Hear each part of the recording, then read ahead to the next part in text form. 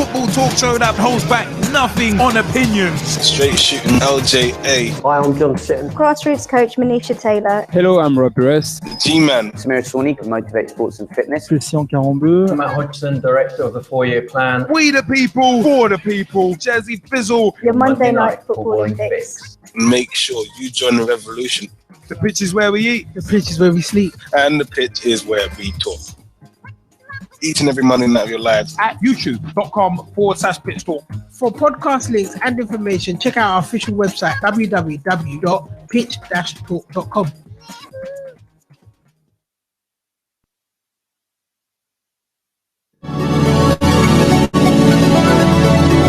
Hello, I'm Rob Perez. Grassroots coach Manisha Taylor. Christian Caron-Bleu. Matt Hodgson, Director of the 4-Year Plan. Dave McLaughlin. I'm Rob Lusher. Andy Copeland from the Glennet Southern Amateur League. Philip Wick, I'm CEO of 14. Former Chairman of Ibis FC. Chairman of Alexandra Park FC. And you're listening to Pitch Talk, the only place to get your Monday night footballing fix. Because the pitch is where we eat. The pitch is where we sleep. And the pitch is where we talk. Make sure you join the revolution, the football revolution.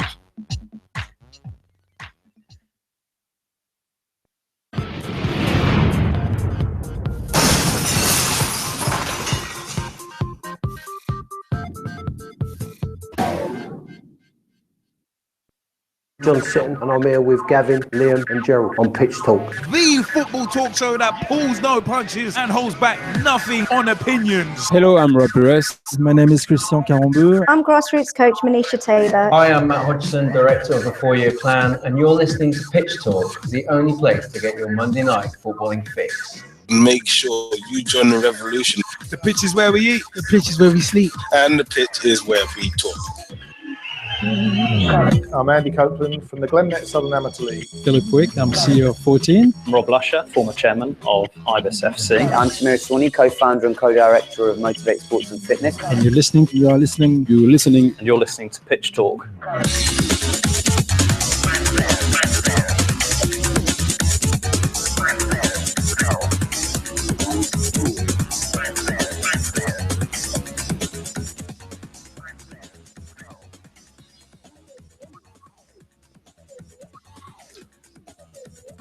Ladies and gentlemen, boys and girls, children of all ages, straight shooting LJA, the G-Man and Jazzy Fizzle would like to class up your Mondays by bringing you the football talk show that pulls no punches and of course holds back nothing on opinions, because the pitch is where we eat. The pitch is where we sleep. And of course, after the dramatic pauses, the pitch is where we talk. Ladies and gentlemen, boys and girls, children of all ages, hey, it is Monday night. www.pitch-talk.com is the official website. We are live right now on YouTube, youtube.com/pitch talk. Woo! We are live as live can be. It's one of them ones. www.pitch-talk.com is the official website.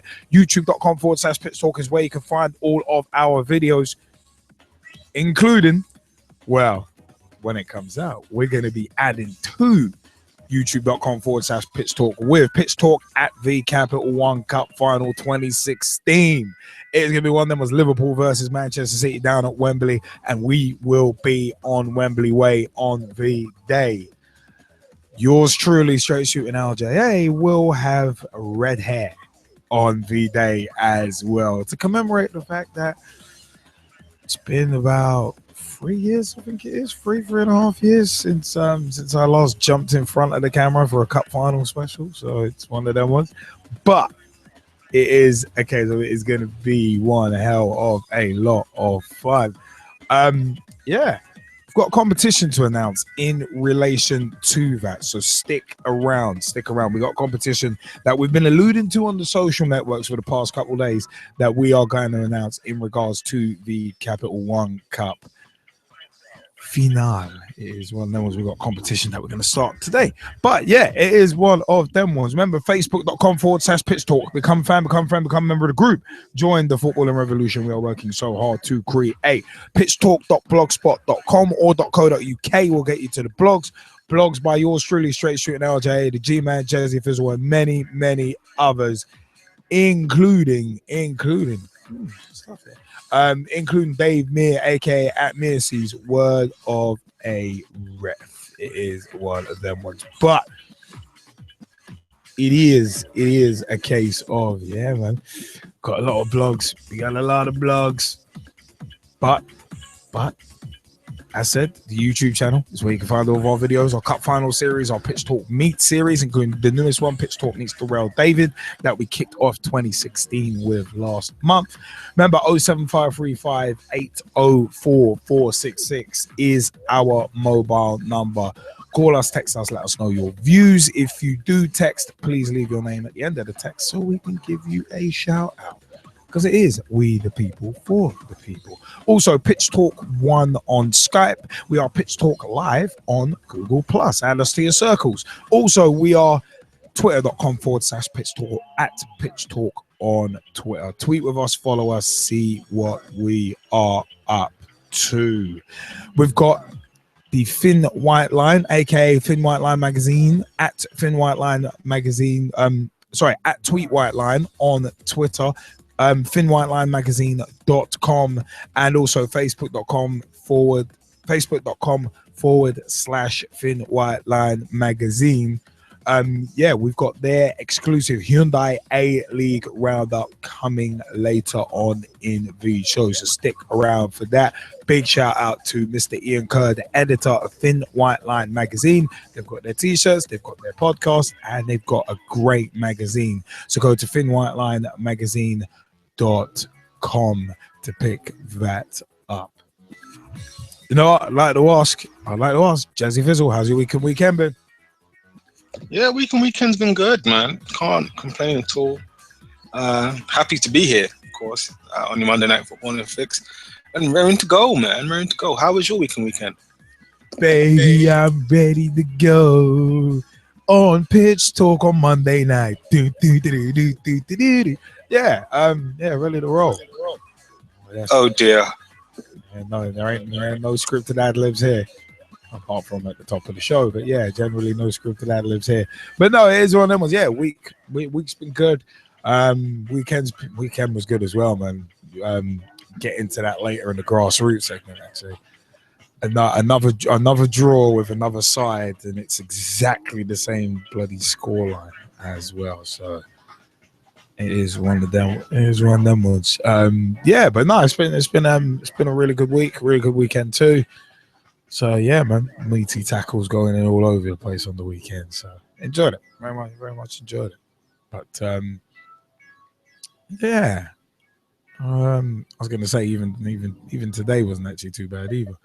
So it was one of them ones where big shout out to Kayfabe Commentaries. Actually, I was watching timeline of WWE 1998 with Vince Russo. Watched through about the first hour. It's very interesting stuff. But it is one of them ones. Big shout out actually to Gian Leah at Gian Leah 96, who actually met Hope Powell recently. So that's fantastic stuff. Gotta love it. Got to love it. Also a big shout out to at Original T44 on Twitter, aka Big T, who we throw them T's up for. And also a big shout out to at Miss Brownie _4, aka Jennifer Evans on Twitter as well. It's one that was always good to see everyone in touch. Also a big shout out to at Analyze Football as well. So good stuff. Also, big shout out to Hackney Wick FC at Hackney Wick FC on Twitter and hackneywickfc.com. We'll have a very interesting little thing that they've started up. Later on in the grassroots segment. Something very, very interesting coming up. So it's all good. But you know what? It is one of them ones where it is about that time for us to start getting into the meat and potatoes of the show, the food and drink, the meat and veg, meat and two veg. No, I'm actually not going that way. Anyway, it's time for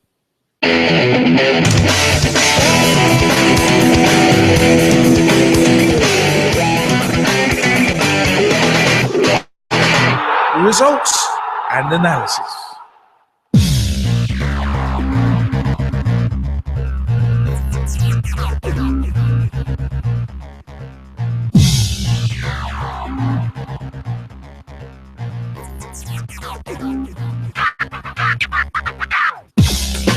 It's results and analyses. It's results and, of course, analyses. It is what there was, results analysis. Where we're going to start is Tuesday, 2nd of February 2016. All Southampton nil. The one major thing to report in this game is the amount of shots Arsenal had in this game. An absolute shed load. But Fraser Forster was in extremely inspired form in this game. Speaking of inspired form, Leicester City 2, Liverpool 0, a result that I wasn't all that surprised about, to be perfectly honest. Can't say I was really surprised. Little disappointed, but with our erratic form, it kind of stands to reason. But it's one of them was Jamie Vardy opening the scoring with a lot of people are saying a goal of the season on 60 minutes, right on the hour mark. 5 Live was saying it was against the run of play. But it's one of them was a lot of people saying goal of the season from Vardy on 60 minutes. I look at it a little differently. I look at it as more when you're in form, you're willing to ping them shots, and it's very much a hit and hope. But when you're off form, that goes into Rosette. So it's one of them ones. That's the way I'm looking at that one. But it's one of them was Jamie Vardy on 71 minutes scored the second goal of the night and his second goal of the game. Must be said, poor defending. It's one of them was somewhat fortuitous how it got the Vardy, but the finish was pretty damn good, to be perfectly frank. But it was one of them ones. Leicester run out 2-0 winners in that, and compounding the annoyance of a lot of Arsenal fans considering their draw with Southampton. Norwich 0, Tottenham 3. Dele Alli, predatory finish on 2 minutes. Harry Kane scoring a penalty on 30 minutes. He scored again in the 90th minute as well. Sunderland 0, Man City 1 in a game where City really should have scored more, but it's one of them ones where Sergio Aguero got the only goal of the game on 16 minutes. West Ham 2, Aston Villa 0. Jordan Ayew was sent off on 17 minutes, but Mikel Antonio scored on 58 minutes and Kouyaté scored on 85. Crystal Palace 1, Bournemouth 2. Scott Dan opening the scoring on 27 minutes. Pugh equalised on 34 minutes. And Benny Kafobi, once again, right place, right time. Third goal in as many games, scoring on 57 minutes. He's really hit the ground running since he moved from Wolves to the Championship. Man United 3, Stoke 0. Jesse Lingard opening the scoring on 14 minutes. And I'm going to ask Jesse Fizzle in a minute what that weird celebration is all about. Just I don't get it. But his other was scoring on 14 minutes. Martial scoring on 23 minutes, good finish as well. And Wayne Rooney scoring on 53 minutes. He actually did have one disallowed in this game as well. Fairly so. Depends on what way you look at it in terms of whether it was fairly disallowed or not, because it was one of them was just Johnson didn't have the pace to keep up with him, and well, some would argue shoulder to shoulder, some would argue it was fairly disallowed. So on both sides of the fence on that one. I'm one of them ones where I looked at it and I thought, even as a defender, not much wrong with it at all. But as a defender, you've got a claim for it. So you're one of them ones. West Brom 1, Swansea 1. 64 minutes, Gylfi Sigurdsson scored a quality free kick. But Salomon Rondon on 92 minutes, bundling in an equaliser in that game. Sky Bet Championship, Derby County 0, Preston 0, Ipswich 2, Reading 1. Fraser opened the scoring on 57 minutes. Gareth McCleary scored a penalty on 69 minutes, and Brett Pittman scored on 89 minutes. Sheffield Wednesday 1, Burnley 1. Andre Gray scoring on 3 minutes, and Lee equalising on 48 minutes for Sheffield Wednesday. Wolves 2, Bolton 2, Mason on 3 minutes, Henry on 77, Alves de Silva on 81 minutes, and Dobby on 88 minutes. Jumping into Sky Bet League 1, Doncaster 1, Walsall 2, Mantum on 61 minutes, Taylor on 65, but Mandeville got one back for Doncaster on 80 minutes. Port Vale 1, Swindon 0, Dickinson with the only goal of the game on 6 minutes. Shrewsbury Town 1 at Southend United 2, a result that Tom Wood is going to be overjoyed about. But it's one of them ones where Atkinson opened scoring for Southend on 24 minutes. Mangan equalised on 47 minutes for Shrewsbury. Timlin was booked on 54, sent off on 65, and Hendry got the winner on 79 minutes. Jumping into Sky Bet League 2, Luton Town 1, Yeovil Town 1. Walsh opened the scoring for Yeovil on 70 minutes, and Sheehan equalised on 84 minutes. And Morecambe 1, Portsmouth 1. Evans opened the scoring for Portsmouth on 40 minutes, and Roach scored on 94 minutes. Jumping into Wednesday, 3rd of February 2016 in the Premier League, Everton 3, Newcastle 0. Aaron Lennon opened and scoring on 23 minutes. Ross Barkley scoring a penalty on 88 minutes. Lascelles was sent off on 93 minutes. Second bookable. He knew what was coming. Got wrong side of his man. And it's one of them ones you can see it. You can always see that second yellow coming. But Ross Barkley with a very cheeky penalty on 94 minutes. The kind of penalty you can take if you're 2-0 up. I'll put it that way. If it was 0-0, 94 minute, yeah, wouldn't have took the penalty like that. You can almost guarantee that. But Watford 0, Chelsea 0 is the other result. And you know what? It is a case of Watford had their chances and could have stole it. Really could have took all 3 points. But Thursday, 4 February 2016, moving on to the John Stones Paint Trophy. Fleetwood 1, Barnsley 1. Aggregate was 2-2, and Barnsley won 4-2 on penalties. Hurahan scored on 67 minutes for Barnsley, and Hunter equalised for Fleetwood on 81. Sky Bet Championship, Friday, 5th of February 2016. Brighton 3, Brentford 0. Anthony Knocker opening the scoring on 27 minutes. Hemed scoring on 43 minutes, and Jacob Murphy scoring on 93 minutes. Jazzy Fizzle, you jumping in on these results so far? No, I'll let you roll on a little bit. Okay, well, all right, well, let's throw out to the Skypers. Russ Vernon, you wanted to jump in on the results we've mentioned so far? Yes, Liam, first and foremost, I want to jump in on the Fleetwood v Barnsley game, which you just mentioned there, Liam, and say that it was a Eddie White own goal for Fleetwood, because I was watching it and the shot from Hunter was going wide and he deflected off Eddie White into the back of the net. But I thought Barnsley played particularly well in that game. They were totally dominant. They had some decent chances. Fleetwood had their chances as well, Liam, but it was unfortunate for Eddie White. It was just he just hit him as a Hunter shot came in, deflected past the keeper, and then it was a fantastic winning penalty. It was a fantastic penalty shootout and a fantastic game as well, Liam. It was some very good football there. I saw highlights of your game against Leicester on Match of the Day, Liam, and I thought, like Five Live had said, Liam, the first goal was against someone who played was much of the ball and create some of the chances, but it was a fantastic goal from Jamie Vardy nevertheless, and it was a good finish for the second one as well. I think Man United show some good form now and started to pick up some good results. And when we come on to after the weekend's games, Liam, I just got a question for Jason regarding Man United, but we'll roll that back a moment and ask him after we've mentioned the weekend's results.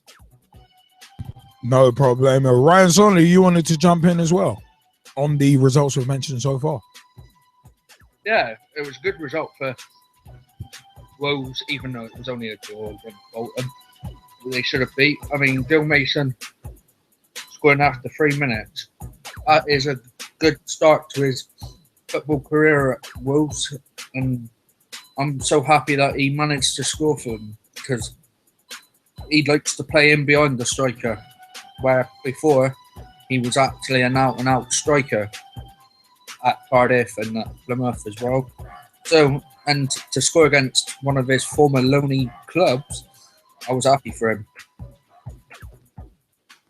Oh, good stuff. No, good stuff. I mean, it is one of them. It is always good. It is always good to see.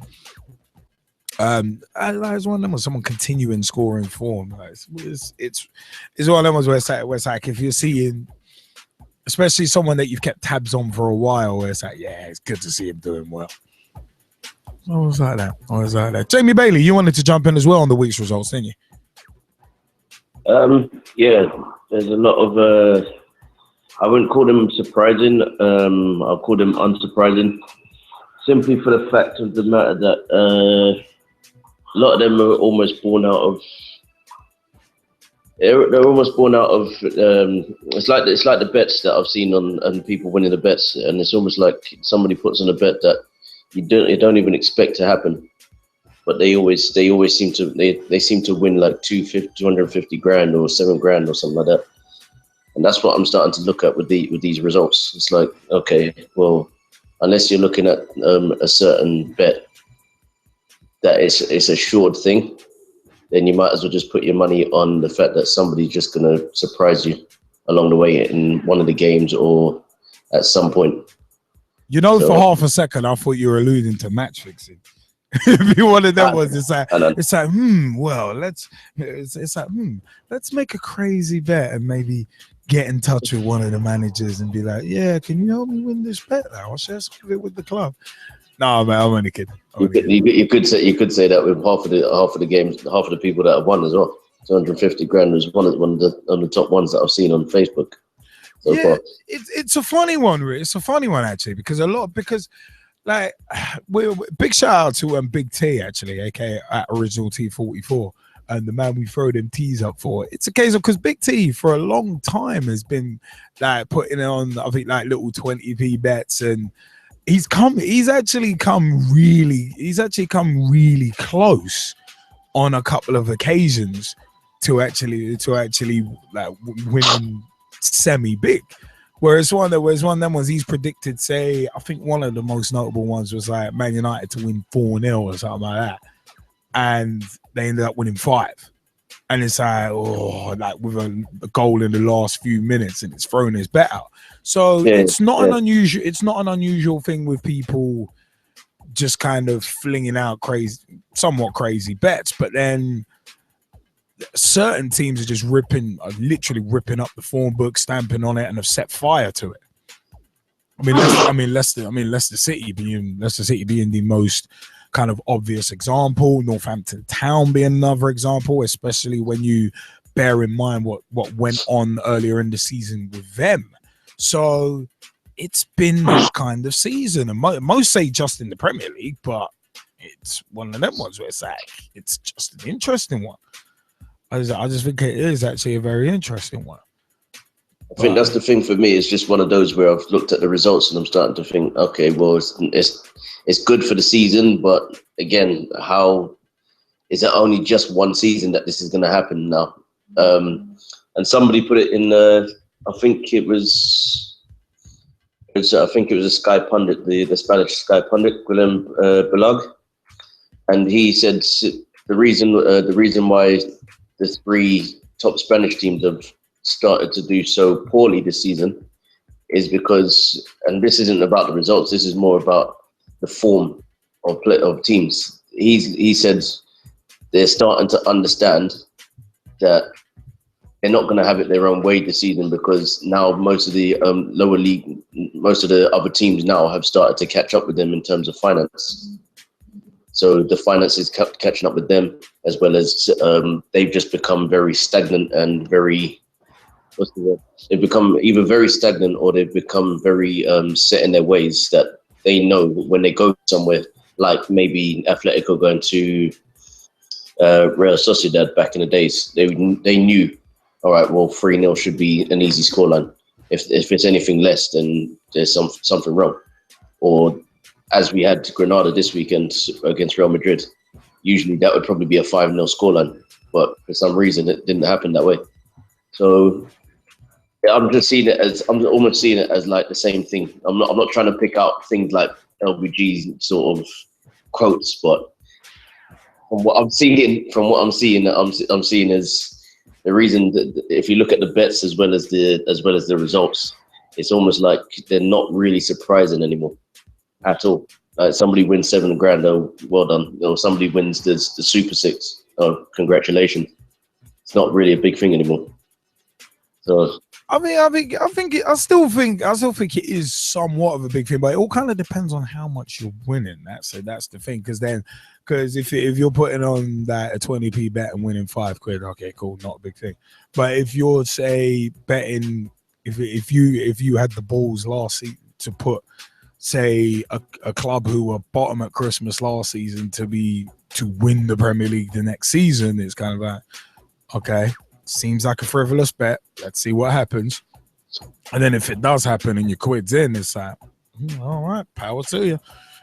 Oh, don't forget the Leicester one at Christmas as well. That was kind of what I was alluding to, but it's one of them was, but they haven't won anything yet. So it's one of them was, let's not count chickens.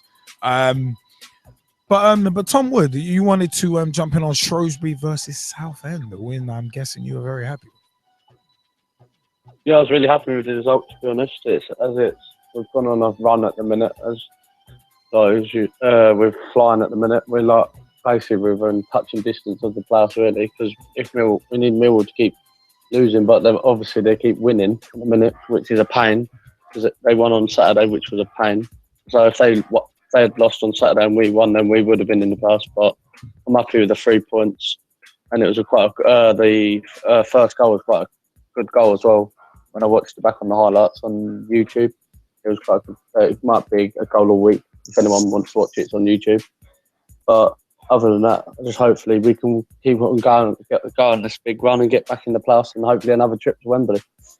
Hopefully, one can only hope. One can only hope. But one of them was at least destiny somewhat in Southend's own hands. It's one of them. At least one of them was where you're not kind of fighting an uphill battle where you've got to literally rely on others to drop the ball, as it were. But it's one of them ones. You know what? Yeah, let's shift on in terms of more results. We're gonna jump in to the Football League from Saturday, 6th of February 2016. Starting in the Championship, Birmingham City 1, Sheffield Wednesday 2. Clayton Donaldson on 45+5. Opening the scoring. Hooper scoring on 77 and 79 minutes to give Sheffield Wednesday the win. Bolton 2, Rotherham 1. Jay Spearing opening the scoring on 2 minutes. Burke equalised on 43 minutes, but Woolery scored on 92 minutes. Burnley 1, Hull City 0. Sam Vokes with the only goal of the game on 77 minutes. Cardiff 0, MK Dons 0, Charlton 0, Bristol City 1. Tomlin scoring the only goal of the game from penalty spot on 21 minutes. Fulham 1, Derby County 1. Olsen with an own goal on 17 minutes, but Bryson equalised on 44 minutes. Leeds 0, Nottingham Forest 1. Castro Oliveira getting the only goal of the game on 60 minutes. That's Leeds 0, Nottingham Forest 1. Leeds 0, Nottingham Forest 1. I had to rub that in like a great masseuse. But Middlesbrough 1, Blackburn 1. Jordi Gomez on 72 minutes opening the scoring, and Nugent equalising for Middlesbrough on 79 minutes. Preston 2, Huddersfield 1. Naki Wells opening the scoring on 8 minutes. Lynch with an own goal on 83 minutes equalised and levelled it up. But Brown stole the points for Preston on 91 minutes. QPR 1, Ipswich 0. Matty Phillips with the only goal of the game on 88 minutes. Reading 0, Wolves 0. No goals, but 3 yellow cards. Cody on 20, Saville on 70, and McShane on 84. Sky Bet League 1, Burton 3, Bradford 1. Bennett on 17 minutes. Naylor on 73 and Duffy on 77, and McCardle got one back on 92 minutes for Bradford. Chesterfield 0, Peterborough 1. Nichols with the only goal of the game on 55 minutes. Smith was sent off for a second bookable on 58 minutes, and Almeida Santos was sent off for a second bookable on 78 minutes. Crew 2, Rochdale 0. Haber opened the scoring on 31 minutes and Inman scoring on 45 minutes. Gillingham 0, Swindon 0. Oldham versus Blackpool was postponed. Scunthorpe versus Doncaster was postponed as well. Sheffield United 0, Wigan 2. Will Grigg opened the scoring from the penalty spot on 52 minutes, and McElhaney scoring on 55 minutes for Wigan. Southend United 3, Colchester 0. Gilby was sent off on 36 minutes. Wordsworth scored on 82, Barrett on 88, and McQueen on 93 minutes. Walsall 0, Millwall 3. Gregory on 61 minutes. Romeo on 70 minutes, and also Gregory again on 77 minutes. Sky Bet League 2, Bristol Rovers versus Wimbledon was postponed. Cambridge United 1, Dagenham Redbridge 0. Berry with the only goal of the game from the penalty spot on 82 minutes. Carlisle 2, Accrington 0. Wyke on 27 minutes. Gilead on 38 minutes. Round out the scoring there. Exeter versus Oxford United was postponed. Newport versus Barnet was postponed as well. Mansfield Town 2, Morecambe 1. Ellison opened the scoring for Morecambe on 1 minute. Blair on 15 minutes and Pearce on 24 minutes, round out the scoring and giving the game to Mansfield. Northampton Town 2, York City 0. O'Toole on 21 minutes, Richards on 54 minutes. Hendry was sent off on 56. Notts County versus Hartlepool was postponed. Big shout out to Big T, by the way, Notts County supporter. And Portsmouth 0, Leyton Orient 1. Joby McAnuff with the only goal of the game on 53 minutes. Stevenage 0, Crawley 1. Big shout out to Mike Harniman on this, and Wayne Schumann too. Harold on 44 minutes with the only goal of the game for Crawley Town. Wickham 0, Luton 1. McGeehan scoring on 40 minutes, and Yeovil versus Plymouth was postponed as well. There also was an international friendly as well. USA 1, Canada 0. Josie Altidore with the only goal of the game on 89 minutes. Thought we'd crowbar that in because that was a surprise. But yeah, Sunday 7th of February 2016 in Sky Bet League 1, Port Vale 1, Coventry 1, Murphy on 42 minutes, Kelly on 84 minutes, and it stayed as that. Barnsley 3, Bury 0, Watkins on 20 minutes. Watkins? Anyway, obligatory Jesse Fizzle reference right there. Anyway, Watkins on 20 minutes. How is that an obligatory Jesse Fizzle reference? How is that not, a Pitch at the Cup final reference, for example? Because it is. Bright lights. No, I knew. Anyway. Really? Oh, come on, man. Oh, Super Dragon. I mean, Watkins Foley. Watkins Foley. I love it. Depends on Liverpool's allocation, right? Had nothing to do with me. That was you. That was all you last time. Anyway, this one there was Barnsley 3, Bury 0, Watkins on 20 minutes, Sam Winnell on 55 minutes, and Adam Hamill on 66 minutes. And Fleetwood 0, Shrewsbury 0. So, Skypers, you want to jump in on the Football League results that was mentioned from the week? And Russ Vernon, have at it first. Yes, Liam. First and foremost, I'll take our game against Nottingham Forest. We didn't test Oyster Freeze once on Saturday. Our best effort in the game was an header which went wide from Suleiman Dakara, but Nelson Oliveira scored the winner. It was offside, in an offside position when the ball was played into the box, along with Jamie Ward. And the linesman couldn't see that. And moving on now to Rotherham, away to Bolton. Rotherham had the chances but just couldn't take them. There's so many chances which he could have scored from, couldn't take them, and Kane Woolley scored his first senior goal to condemn Rotherham to another bad week after losing last week 4-1 to Charlton Athletic. Moving on to the Sky Bet League One from yesterday, Liam, and Barnsley are doing some good football.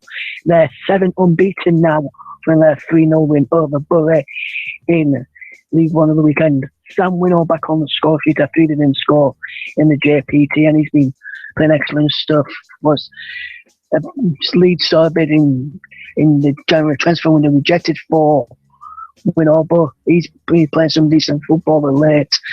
And I must say Stevenage was unlucky for me. I thought they could have done better with that, but I must say Southend, they're doing brilliantly so far, and a fantastic result against Colview in Rootsall, and I must say Phil Brown is doing a decent job there at Southend. Hopefully keeps that going and doesn't leave this before the end of the season.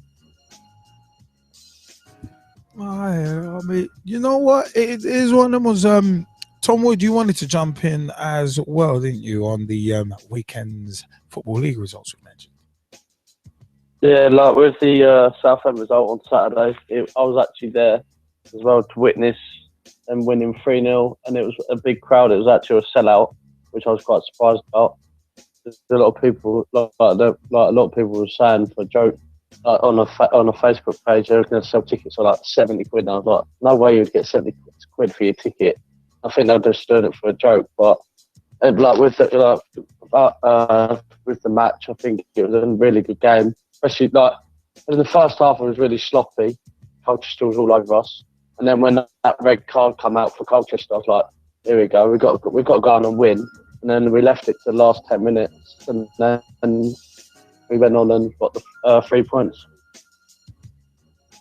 I was gonna say that's the important thing, that you lot did get the 3 points. You might have left it late, but at least you got the 3 points. But even though there was some morons running on the pitch when we like 10 minutes before the end, trying to fight the other supporters, which has been all over my Facebook today.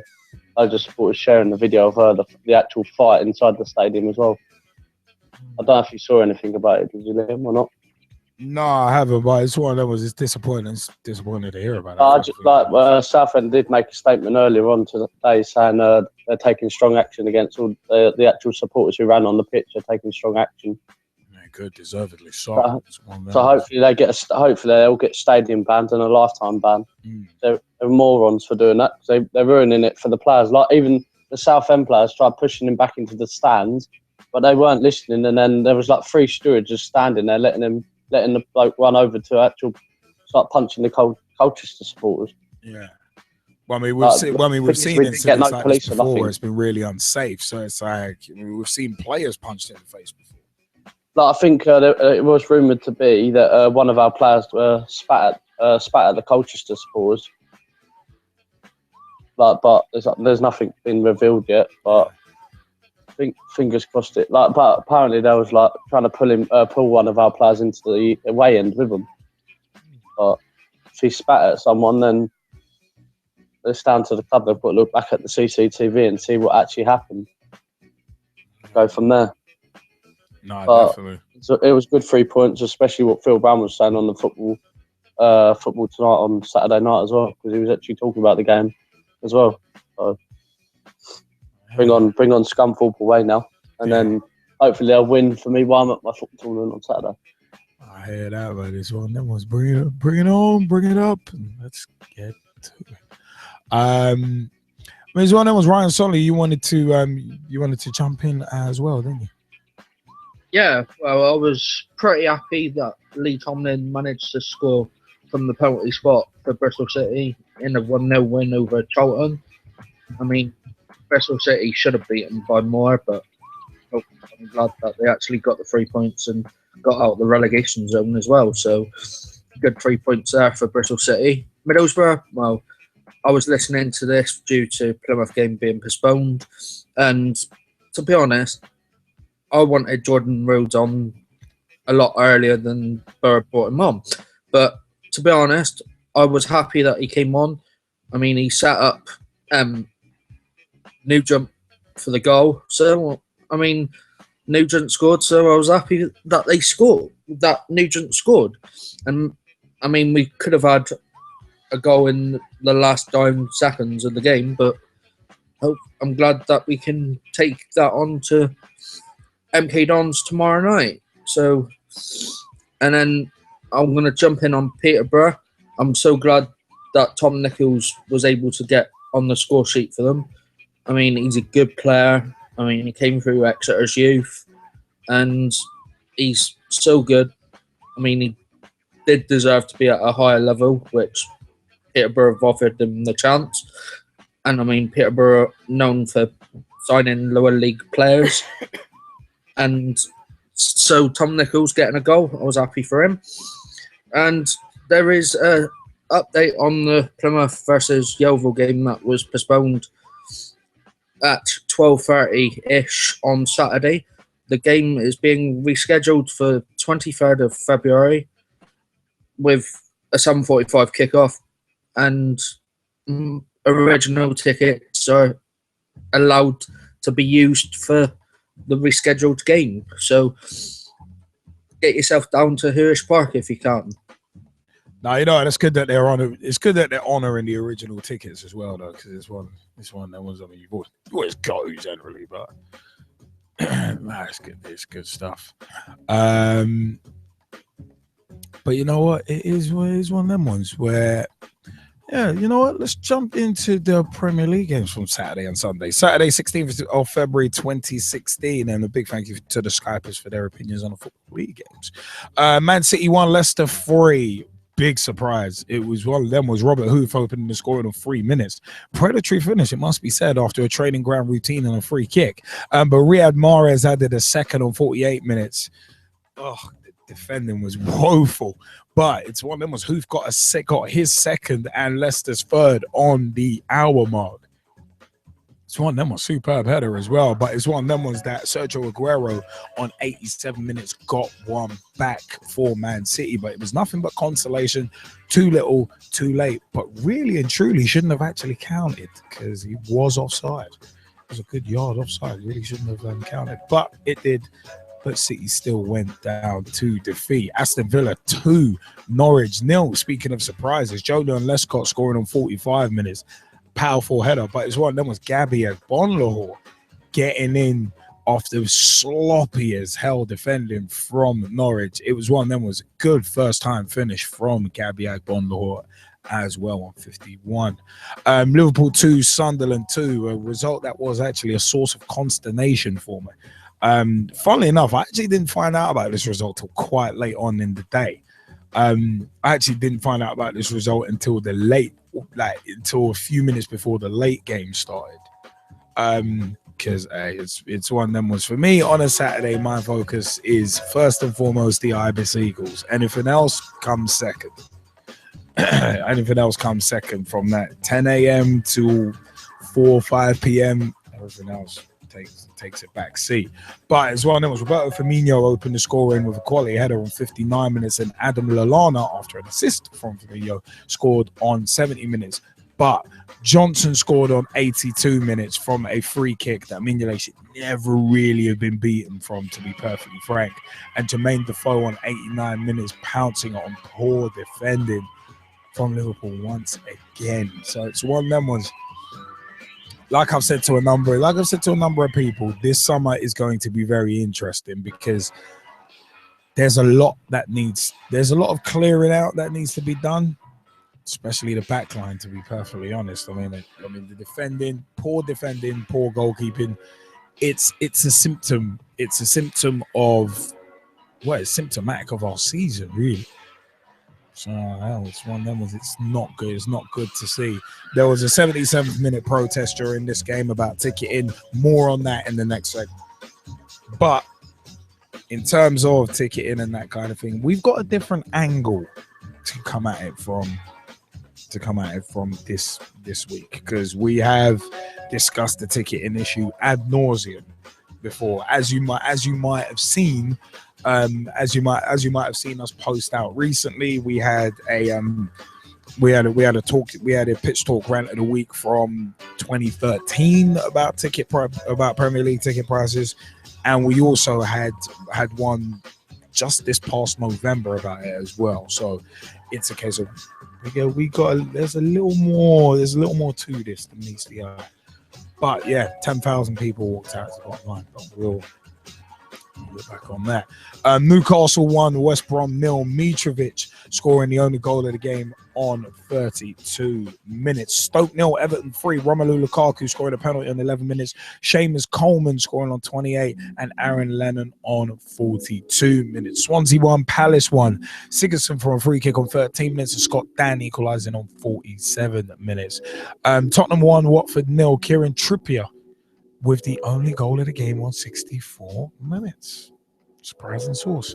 Southampton 1, West Ham 0. Maya Yoshida on 9 minutes. Victor Wanyama on 54 minutes was sent off. But yeah, it's one of them. Moving on to Sunday, 7th February 2016. Bournemouth 0, Arsenal 2. Mesut Ozil on 23 minutes, and Alex Oxlade-Chamberlain with a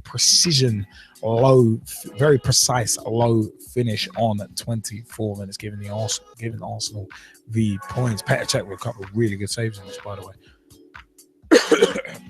Chelsea 1, Manchester United 1 is where we're going to finish results analysis, and that's 61 minutes. Jesse Lingard opened the scoring once again with that odd celebration. I'd like Jesse Fizzle to explain that to me, but Diego Costa was one of them ones where he equalized on 91 minutes, a match that we were doing live updates on as well. But it was one of them. Was the game apparently was a slow burner. So one of them was. But Jesse Fizzle, you want to jump in on the Premier League results before we fling it out to the sky? Sure. No, I'll just talk briefly about Manchester United as a whole, right? Especially the last two games with Stoke and, of course, Chelsea. And one of the things that I want to point out to a lot of people is the progression of the team, right? There's a lot of talk at the moment in terms of circumstance, rumor, and pomp, right? About Jose Mourinho and proposed negotiations with the Manchester United board and his representatives, etc., yeah. Right? But in terms of the last few games, you can see that things are starting to click for the team. And what did I say? What have I said over the last few weeks? I said, if you give it time, this thing will click. And to all you fans out there who, are essentially fair weather, right? Essentially wanted to jump off the bandwagon, please do not jump back on now, right? Because we're going to speed up. Which means if you miss your mark, you're going to fall on your face. Right? And I actually saw somebody do that. Trying to run after one of those old school open back buses. I've heard about a story about that. It was back in secondary school. Apparently the dude was running, jumped, missed the pole, wham, right. Oh Lord. Oh, you know what? Oddly enough, actually, on that subject, Jamie Bailey didn't see it, but on the night of his birthday a few years back, and he knows where I'm going with this. Oh Lord, yeah, in Leicester Square outside McDonald's. This would have been the perfect time. Not the face plant. Yeah, this would have been the perfect time for Nathan Arsenal to ring in, because it was me and him who saw it. And it was like, when someone falls flat on their face so fast they can't even get their hands up to protect. Wow, it's just tremendous. You just gave me a flash. No, it's not tremendous. Like, think of the poor girl's face. Right? Oh, see, that's making it even funnier. That's like Ashley Inks. Think about the horses. Think about me. It's like, no, that just makes it funnier. She might have even needed to have reconstructive surgery. That's not funny. No, but the way she fell was funny. Oh my goodness. Anyway, the point I was making was about the progression of the team, right? You've seen individuals progress, with the likes of Jesse Lingard scoring his first and second goals. And of course, the youngsters in Guillermo Varela and Cameron Boffett-Jackson, who, for me, has really shown what he's capable of in the few games that he's had. and I think his future is very, very bright. Like, he's going to need some time to develop physically as well, but I think he could be a very, very good player going forward. Ideally, I see him as a centre back, me personally, in the future further down the line. But you know, his performances have been encouraging, and I think that's one of the major things to take away. Briefly talking about Stoke, you know, we're talking about how Manchester United fans previously were talking about, yeah, but the team needs to attack and boring, and I'm going to turn in my season ticket. And well, the Stoke game was nothing like that. Nothing like that, right? For everybody that was hating on Wayne Rooney, what do you say now? I think he's what, at 7 goals in 8 games now? Yeah, he's hit a purple patch in 2016, even though we're already right. So, yeah. what do you want to say about him now? Right? For everybody that was saying that we can, Anthony Martial cost him 50 million, is far too much. What do you want to say about him now? Right? For everyone that's saying, Jesse Lingard shouldn't even be in the team. What do you want to say about him now, other than he needs to work on his dab? That's about it. His like, what? Realistically, his dab. That's the name of the celebration. It was made. What the hell is a dab? His celebration is known as a dab. It's a popular dance move in Atlanta. I think it was brought to you by Migos, and has been integrated into popular sports culture by Carolina Panthers quarterback Cam Newton. Oh, NFL related. No wonder I don't know about it. No. Like, it's a dance move in and of itself in Southern hip hop, right? But I say hip hop, it's more rap. It's not legitimate hip hop, right? In Southern rap circles, by the group Migos, right? And I think there's a particular member. He's like been doing the dance in every single video that they've ever had. It's not like that stupid Doogie thing, is it? Well, that was slightly different and much more interesting. But I guess in terms of dance fads, shall we say, perhaps. Because it was all about the clock in that tune, Gash by the Hour, when Darren Bent was doing that in 2004. That was actually hilarious.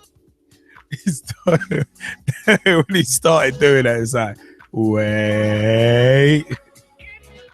Oh. All right, and then there's Heskey's little DJ move as well. I love that celebration. That was fun. So yeah, overall, there's progress here, and of course, 4 points from 2 very important games. Because the last time Manchester United played Stoke, what happened? Yeah, we won't elaborate on that too much, right? As for Chelsea, I think overall, when you look at it, it was a deserved draw. Chelsea had some really, really good chances in the game. Arguably could have had 2, 3, possibly 4 goals. Manchester United actually dominated in terms of possession and set pieces. I think like corners, it was something like 12-5 or something ridiculous at the end of the game.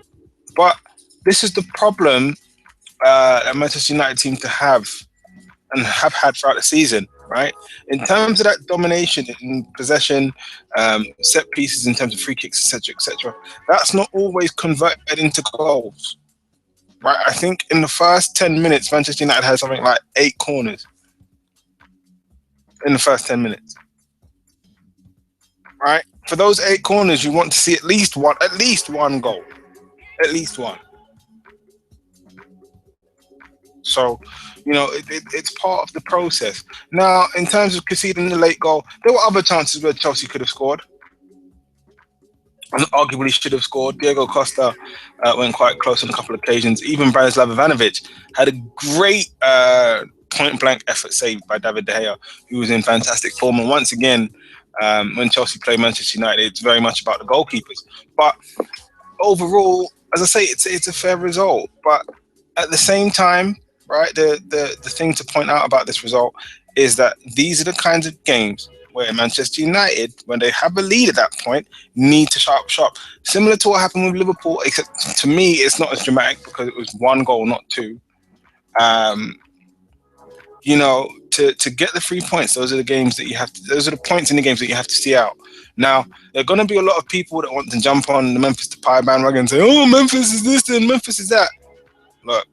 As Wayne Rooney actually came out and said, I think it was today, He said, you know, a lot of the players in the game gave poor passes away, which is true. And I also think that this is going to be a great learning experience for the team. And unless something drastic happens at the end of the season, i.e. Jose Mourinho's appointed new manager, etc., next season is what I'm looking at. And you're thinking, well, why are you talking about next season already? I'm talking about next season already because now the players seem to begin to have a better understanding of what Louis van Gaal wants and how the team's supposed to play, how they can play with the freedom and the enjoyment and to score the goals as well, and how the system can actually work if applied correctly, right? So next season, with that understanding, a couple of additions, this Manchester United side should be much, much better. Much, much better. So I'm looking forward to that. Going on to other games, I have to commend Leicester. I mean, wow. Just wow, right? 2 games where, honestly, I thought they probably dropped 6 points. Not the case. Not the case, right? And for everyone that's thinking, oh, yeah, it's only Leicester, we can knock them out. No, you can't. No, you can't. And as the G-Man was discussing just yesterday on Twitter, you know, this whole thing about Claudio Ranieri being the Tinkerman, he's not the Tinkerman anymore. He has not really tinkered with that team.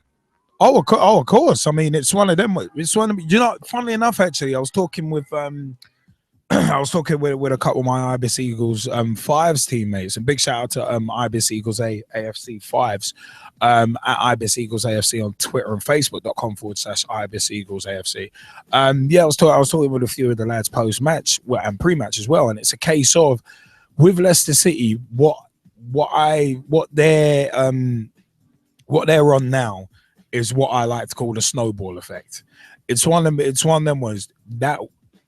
I'm going to borrow this phrase from the Rise and Fall of WCW DVD that WWE put out in 2009, when they were talking about what the botch that happened at Halloween Havoc in 1998, where it's like, I think it was Kevin Sullivan who actually said it. It was like a snowball. It was rolling downhill, just kept rolling, and it's like a lot of people weren't keeping an eye on it. But it was one of them it was rolling downhill, and it was essentially this big juggernaut. But it was one of them with WCW. The botch happened at Halloween Havoc. Then they gave away the finish of the title match the night after, and it was like, oh, okay, now.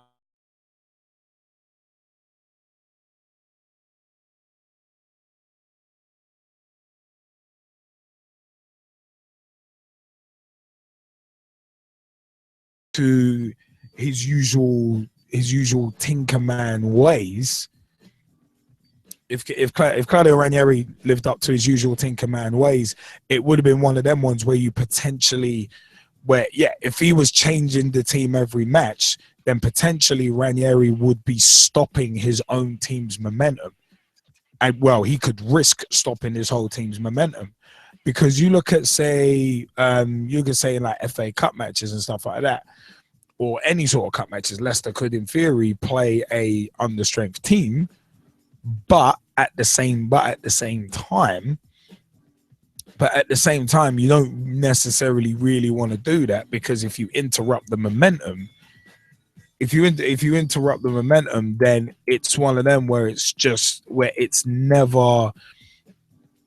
It'd be one of them ones where if you stop that momentum dead in its tracks, you might not be able to get it back, and that for me would be a big concern for Leicester. Is that if Claudio Ranieri's still if he starts mucking around with the team too much instead of letting that momentum roll, then he could potentially take a sledgehammer to his own side's momentum, and no one wants to do that. At the end of the day, in football, if you have got momentum going, you just keep rolling with it. Barcelona are an example of that. You start that momentum. It's a lot. Let me put it this way: it's a lot easier to keep momentum going than to start it. I will put a finer point on it like that. And Leicester, I said, are on a legit roll, and they're smashing it. Smash it. Can't take nothing away from him. It's like Liverpool a couple of years ago when we were just smashing it. Except the difference is with Leicester, they're not conceding as many as we did, and that could be the telling factor. A couple of injuries could be a telling factor too. I mean, if Mahrez and or Vardy get injured for a length of time, I mean, Vardy was only off a couple of weeks after I think it was groin surgery, so that was very brief. But the team spirit in that side, I mean, you've got guys like Wes Morgan, who last season looked like dog turd, and now are looking like they're gold plated. So it's like, that's how you know Leicester City are doing very well as a team, as opposed to teams like, say, your Manchester Cities, who are relying and are over-reliant on individuals and big players as individuals to step up when it should be the whole team stepping up. It's like with us with the Ibis Eagles 5s. It's a case of our last couple of weeks have been draws, but we've been fighting as a team for those results. Especially, a couple of weeks ago against the civil service team who were expecting to beat us. So it's one of them ones. As a team, if you're rolling deep, then you're looking good. I mean, Jesse Fizzle, I don't know if you want to add anything else to that, but well, just more that you talk about Wes Morgan looking gold plated after looking like dog turd last season. I mean, let's look at the transformation of a Chris Smalling, right? Arguably this season, Chris Smalling has looked like one of the best defenders in the Premier League. I thought his name was Mike. No, his name is also Mike. Mike is his AKA. But the point is, it's like, you can't you shouldn't really discredit hard work, is what I'm trying to say, right? Jamie Vardy, I absolutely love his attitude. He was talking about how he signed a new deal and everything, and I think it was Piers Morgan was trying to talk some hot mess to him, and he was like, "No, I'm going back to the training ground." Right, so he knows where he's at, right? And I think the rest of the team is kind of bought into that, and everybody's working hard all the time. It's one team, one dream. The personification of it. Teamwork makes the dream work, man. That's all I'm saying. And at the same time, I think because everybody is so ingrained into that belief, they form such a tight nucleus that, as you say, you go and you look at some of these players and you think, they're not gonna particularly win me anything, right? Like you look at Mark Albrighton previously, you say, yeah, he was all right. He's not a world beater, right? As you said about Wes Morgan, used to look like dog turd, right? Robert Hoof was a promising youngster at Chelsea, but that was about it, right? Kasper Schmeichel, he's not his dad, right? Jamie Vardy, who was Jamie Vardy? Right? And I don't say that to be disrespectful. I'm just saying that this is where they've come from, right? But every single player, every single coach, all of the staff at the club, I have to commend them all, right? Because it really is a team effort with everybody at the club. Everybody at the club. And you know who else I need to really shout out in this scenario as well is all the fans, including Brad Hicks, right? Because the fans, they've not been like the fans of your other teams, like, for example, Manchester United generally, or Liverpool generally, or Manchester City generally, where the toys are out the pram. No. They have stuck behind the team through thick, through thin, put on those 500 to 1 bets, right? And they're being rewarded for that. So the message that I'm sending to the fans of all of those other teams, specifically Manchester United, get behind the team, right? If everybody is, as the club's name suggests, united, that's where the magic really happens, right? And if you're not, honestly, we don't need you. That's the truth. Yeah. Right? But as I say, congratulations to Leicester. Another team I also want to congratulate, Tottenham. If you want to talk about form and finding form at the right time, Tottenham are doing that. Tottenham are doing that, and they've been very impressive.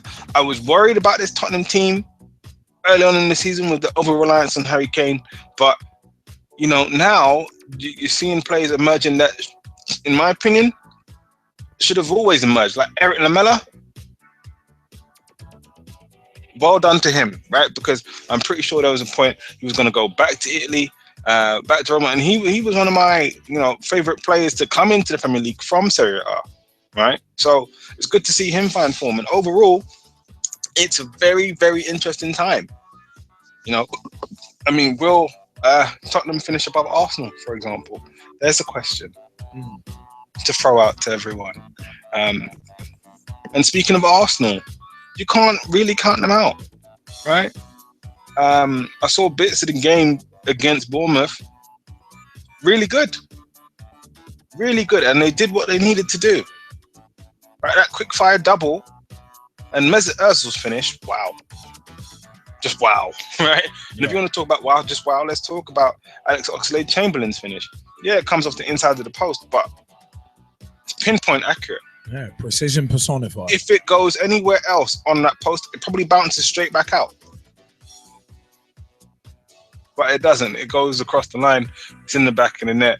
And Arsenal 2-0 up. I think it was like 2 goals in 120 seconds or less than 120 seconds. So, just goes to show the quality. But speaking of quality, right, this wasn't necessarily a straightforward game for Arsenal. Bournemouth had a couple of decent chances, and Petr Cech had to make some very good saves. Right? They said, last season Petr Cech was worth about, 15 to 20 points? Yeah. He showed that in this game, in my opinion, because Bournemouth deserved at least 1 goal. At least 1. But, this is what happens when you go and you add real quality, and you don't go and try to replace something by the numbers. You just go and get something that's really, really good in the form of Petr Cech, and Arsenal are reaping the rewards for that. I think if it was any other of their goalkeepers in goal, Bournemouth probably would have had a goal. Yeah, it's the same could be said with Fraser Forster in midweek. Yeah. And you know what? I'm really happy to see him back in the starting 11. Yeah. Really, really happy, because he had a terrible time with that injury. And, it's good to see him back. And obviously what that means for England going towards the Euros is huge, right? Because then you can go and pick a goalkeeper on form. And I'd also include Jack Butland in that as well. Oh, God, yeah. Right? You can pick a goalkeeper on form, not necessarily on name or from the club that, by the club that he plays for. Right? And speaking of which, Manchester City, I honestly think that the announcement that Pellegrini is definitely going to go and he's definitely going to be replaced by Pep Guardiola has destabilized the team. I said that I thought the timing of that announcement was a bit strange, and I think we're seeing the ripple effect. Actually, the same thing is happening with Bayern Munich, right? So I don't know what they thought they would gain from that. I really don't. I don't see the positives. But for me, Man City have been poor defensively all season, though. I mean, they have, and it is an ongoing issue. But what I'm saying to you is, in terms of that confidence, right? There are some key players, or would have been key players, right, that are now thinking, I don't really have a guaranteed spot. Like, I might have to think about looking elsewhere, right? Yeah, but you know what? That's how it should be, though. You should always be on your toes, rather than say, let's make another attitude era reference again, because I was watching Kayfabe Commentary's timeline of WWE 1998 with Vince Russo. It's a case of, you look at WCW and WWF. WCW guys were getting huge contracts and basically phoning it in because they knew they were getting guaranteed money. And when that company went under, a lot of them sat home for a year and a half because they were getting guaranteed money for nothing, whilst their Turner contracts ran out. Now, in WWE, it was a case of, I can't remember who said it, but I think it might have been Sean Waltman, X-Pac, and he was like, you know what? In WWE, you get rewarded for how you perform, not who you are. And for me, that's the way it should be.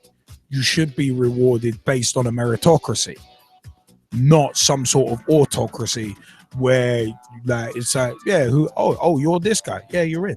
It's like for me personally, it's one of them ones where, hey, Wayne Rooney is not guaranteed to be in that.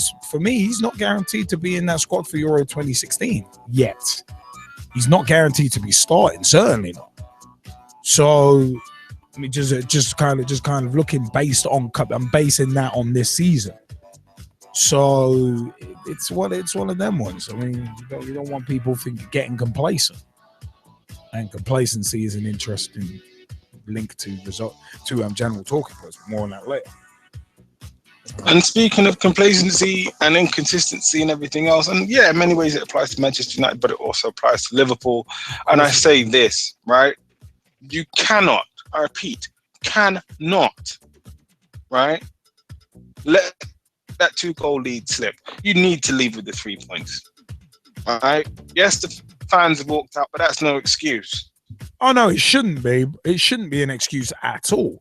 And at the end of the day, if you really want to look at it, that's kind of the club being the architect of its own demise. But more on that later.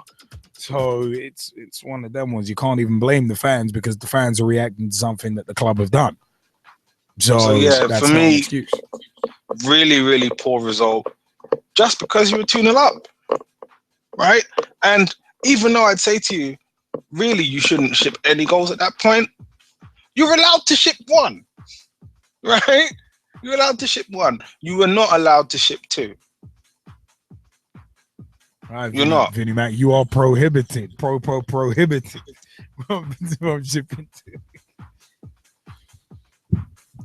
It was one of them ones though where the defensive performance from Liverpool definitely deserves a big fat stars. -5 stars. Because it's one of them. Because with me, in terms of when I heard the result, when I heard the result, and then saw how it happened, it was just like, tell me I did not just see that. Because I'm looking at Liverpool's defending against Leicester, against Sunderland, against numerous other teams, and all I'm thinking of is just, hey, he stuck his leg.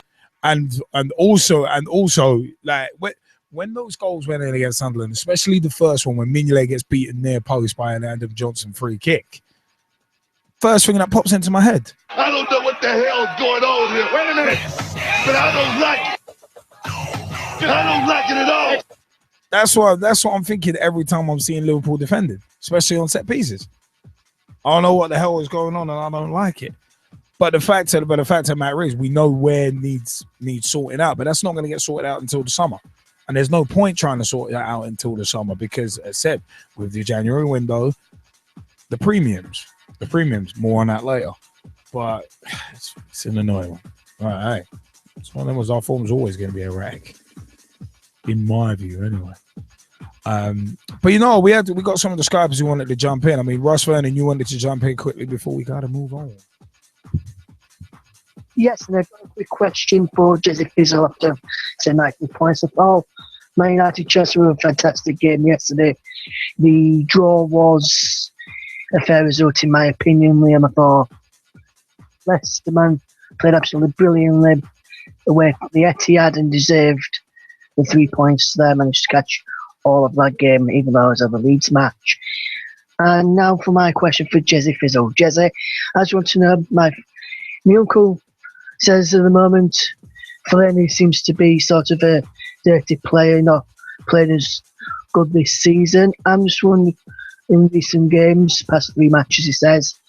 So I'm just wondering, if you, in your midfield, would you keep starting with Fellaini, or would you fetch in like Carrick or Schneiderlin in the midfield in place of Fellaini? Well, firstly, to answer your question, I'd have to ask your uncle a question and say, what does he mean that he's been dirty, right?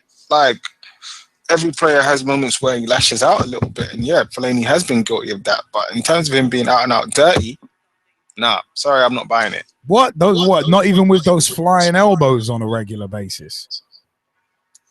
We said last 3 games.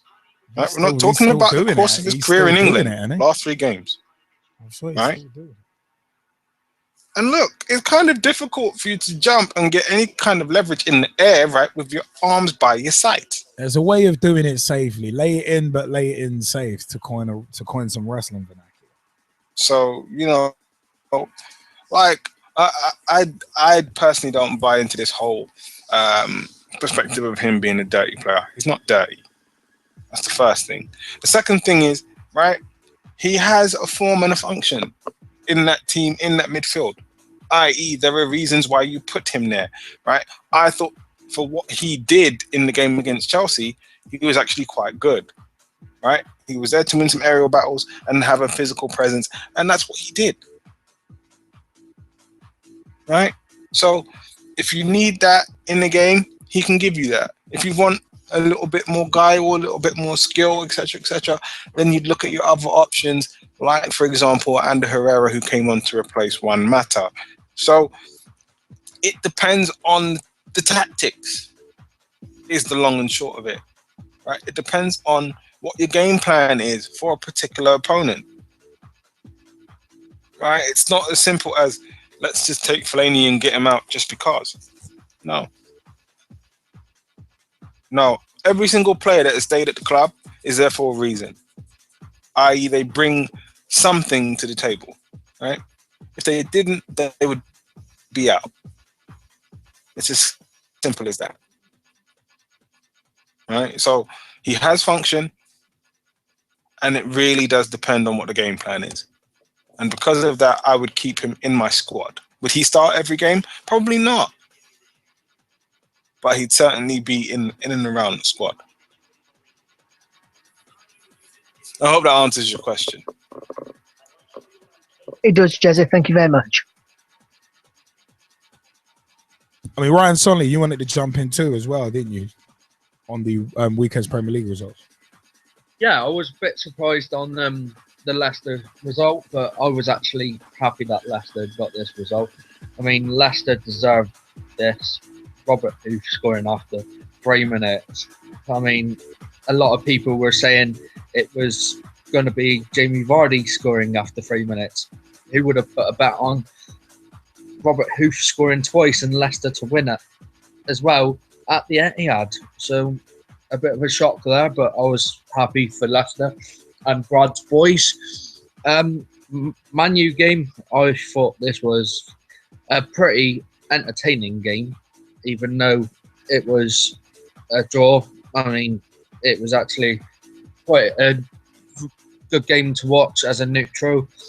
And I was actually shocked how both goalkeepers did so well, even though both goals couldn't have been stopped.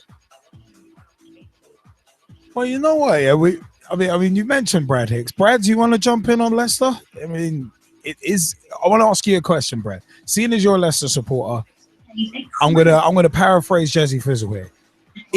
I'm gonna quote him actually. Is teamwork making the dream work for Leicester, and can that teamwork make the dream work in terms of you lot winning the Premier League? Well, yeah, obviously it can help us a lot. I mean, I was there on Saturday, and we were getting the decisions right. We were playing as a team. We got goals and we won in the end. It's one of them ones. Do you reckon hey, when the season ends in May, you're still going to be top? Yeah. I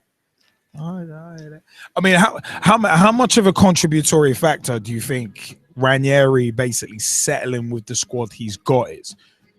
How important do you think that is? Because obviously he had the previous reputation of being the tinker man of rotation and that, but how important do you think it is that he's settled on this squad and he's only making little small changes to it? Very. He's only brought the 2 players in the window, which is fair enough. I mean, I would have liked a striker, but you got to move on. But yeah, I think we'll be there when the season ends in May. Well, it's going to be interesting to see how. It's going to be interesting to see if Leicester. Oh, can't say. I mean, Jamie Bailey, you wanted to jump in as well before we move on to a roundup. Yeah, I'm not going to be sort of jumping on Leicester's result like everybody else seems to be doing. As much as it's a surprise, well done to Leicester. Congratulations. As we're saying, moving on. 2 weekend results that should really concern me, but they don't anymore. Bournemouth, Arsenal. I think it was the right time for Arsenal to play Bournemouth rather than looking at the form from before. I think it was the right time for Arsenal to play Bournemouth, just because if Leicester, if it was anybody in the top 7, I would say Arsenal would have struggled. But because it was somebody in the top 5, in the bottom 5, it was almost like it was a given that it was going to be an Arsenal win. I don't know about the score, but it was always a given. In terms of the United game against Chelsea, I missed it. I missed the Bournemouth Arsenal one as well. It was almost for me. I look at most of the results. I look at the Liverpool result massively, and then I look at the NFL Super Bowl last night with the losing quarterback literally crying, I think, in his post match interview. And I'm like, hang on, you guys have just walked, and this is what really annoys me about these ticketing things. It's like you're walking out, and you're walking out at 77 minutes. Now, for me, the ticketing thing we're gonna discuss in the next segment. So I know. I'm not getting into it. I'm just saying. For me, it just seems like there's a sort of sporting thing going on here, and it feels like putting the ticketing aside, stay for the game, because the result really does matter, and it shows. Because I think it was said in the commentary for the game, all of a sudden it might have been that those 10,000 fans pretty much put a downer on Liverpool, and all of a sudden, and Henderson did come out and say that it shouldn't really make a difference, but really and truly, as a player, when you're starting to see fans walking away when you're still 2-0 ahead, it's not a good look. So really and truly, it does make a difference, and it's the same thing. It's the same thing with the whole Sunderland game. They weren't really getting back into the game. All of a sudden, 77 minutes gone. Mignolet goes and concedes in the 83rd, and then Defoe goes and puts the goal back in the net. So really and truly, Liverpool Liverpool as a whole, and I'm not trying to. And this is in my opinion. This is not saying it as a fact. In my opinion, the whole situation seemed to completely destroy the confidence of Liverpool, and that's what, for me, overall, this weekend in the Premier League pretty much showed to me that I would say if it showed to me that there's no givens in this, just like the bets, there's no givens in the Premier League. But if I want to really push the boat out here, there is nothing really inspires me about watching the Premier League as much, and that as it used to, and that's just in my opinion. As much as Leicester's at the top, I look at everybody, and there's just no consistency apart from maybe Arsenal being there after 10 years or 12 years, whatever it is. But then even Arsenal's form is slightly erratic in itself. So it's like, I mean, look what happened with Southampton a couple of weeks back. So it's like that's I mean, well, if you want erratic form, just look at Chelsea. So it's one of them where it's like it's one of those seasons where there's twists, turns. It's one of them. This season is like Vince Russo's booking during the Attitude Era, where it's so difficult to see where it's going next. So it's like it's just so strange. It's strange, but it's actually really interesting. It's like EastEnders of the 90s. You knew that there was going to be something special just to happen at Christmas and at New Year's, but now it's just like, oh, we saw that coming. I'll let you use that analogy because I don't watch EastEnders. Is what level. No, I used to use it. I used to watch it, but now I don't even consider it. A lot of people feel that way about wrestling too. I'm one of them. But no, it's one of them was. But it's an interesting one. It is an interesting one. Speaking of interesting, actually, we have been obviously speaking speaking at length about Liverpool, we're actually going to mention something after the Hyundai A-League roundup. So, you know what? It is about that time of the night where we usually ask a question. And that question is, oh, you didn't know? Ian Cuss gonna tell you about A-League football.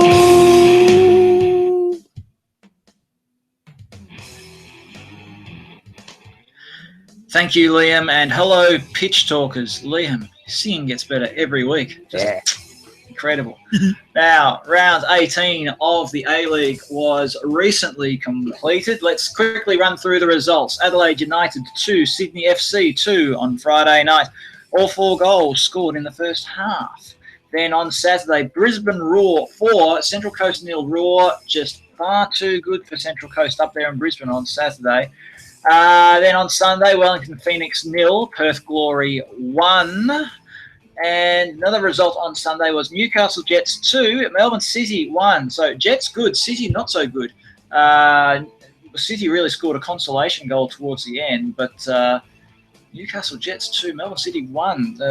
So let's look quickly now back to Saturday night, because we want to talk a little bit about the Melbourne Victory versus Wanderers match, which is the match that's caused a bit of controversy in Australia, or controversy if you went to a different sort of school. The final result was Melbourne Victory 1, Western Sydney 1. Victory scored in the first half, and then Wanderers scored with a late equaliser. Quite a cracker of a shot, actually, from outside the box. But what the talking point has been is, unfortunately, been the activities of the crowd, shall we say. Western Sydney Wanderers travelling support let off flares and detonators during the first half. In fact, the vision of the first goal by Melbourne Victory was obscured on television thanks to the smoke from the flares as they circled around. The full smoke from the flares swirled around the stadium. This drew instant condemnation for the actions of the fans, especially after how the fan groups had built up a lot of goodwill at the end of 2015. I say they built up a lot of goodwill. I mentioned previously how there'd been fan boycotts, and the unity of the fans had basically led to the fan groups being able to force the football administration to the negotiating table to negotiate a better fan banning and appeals process. And it had been hoped at the time that would be the start of a new relationship between fans and the administration.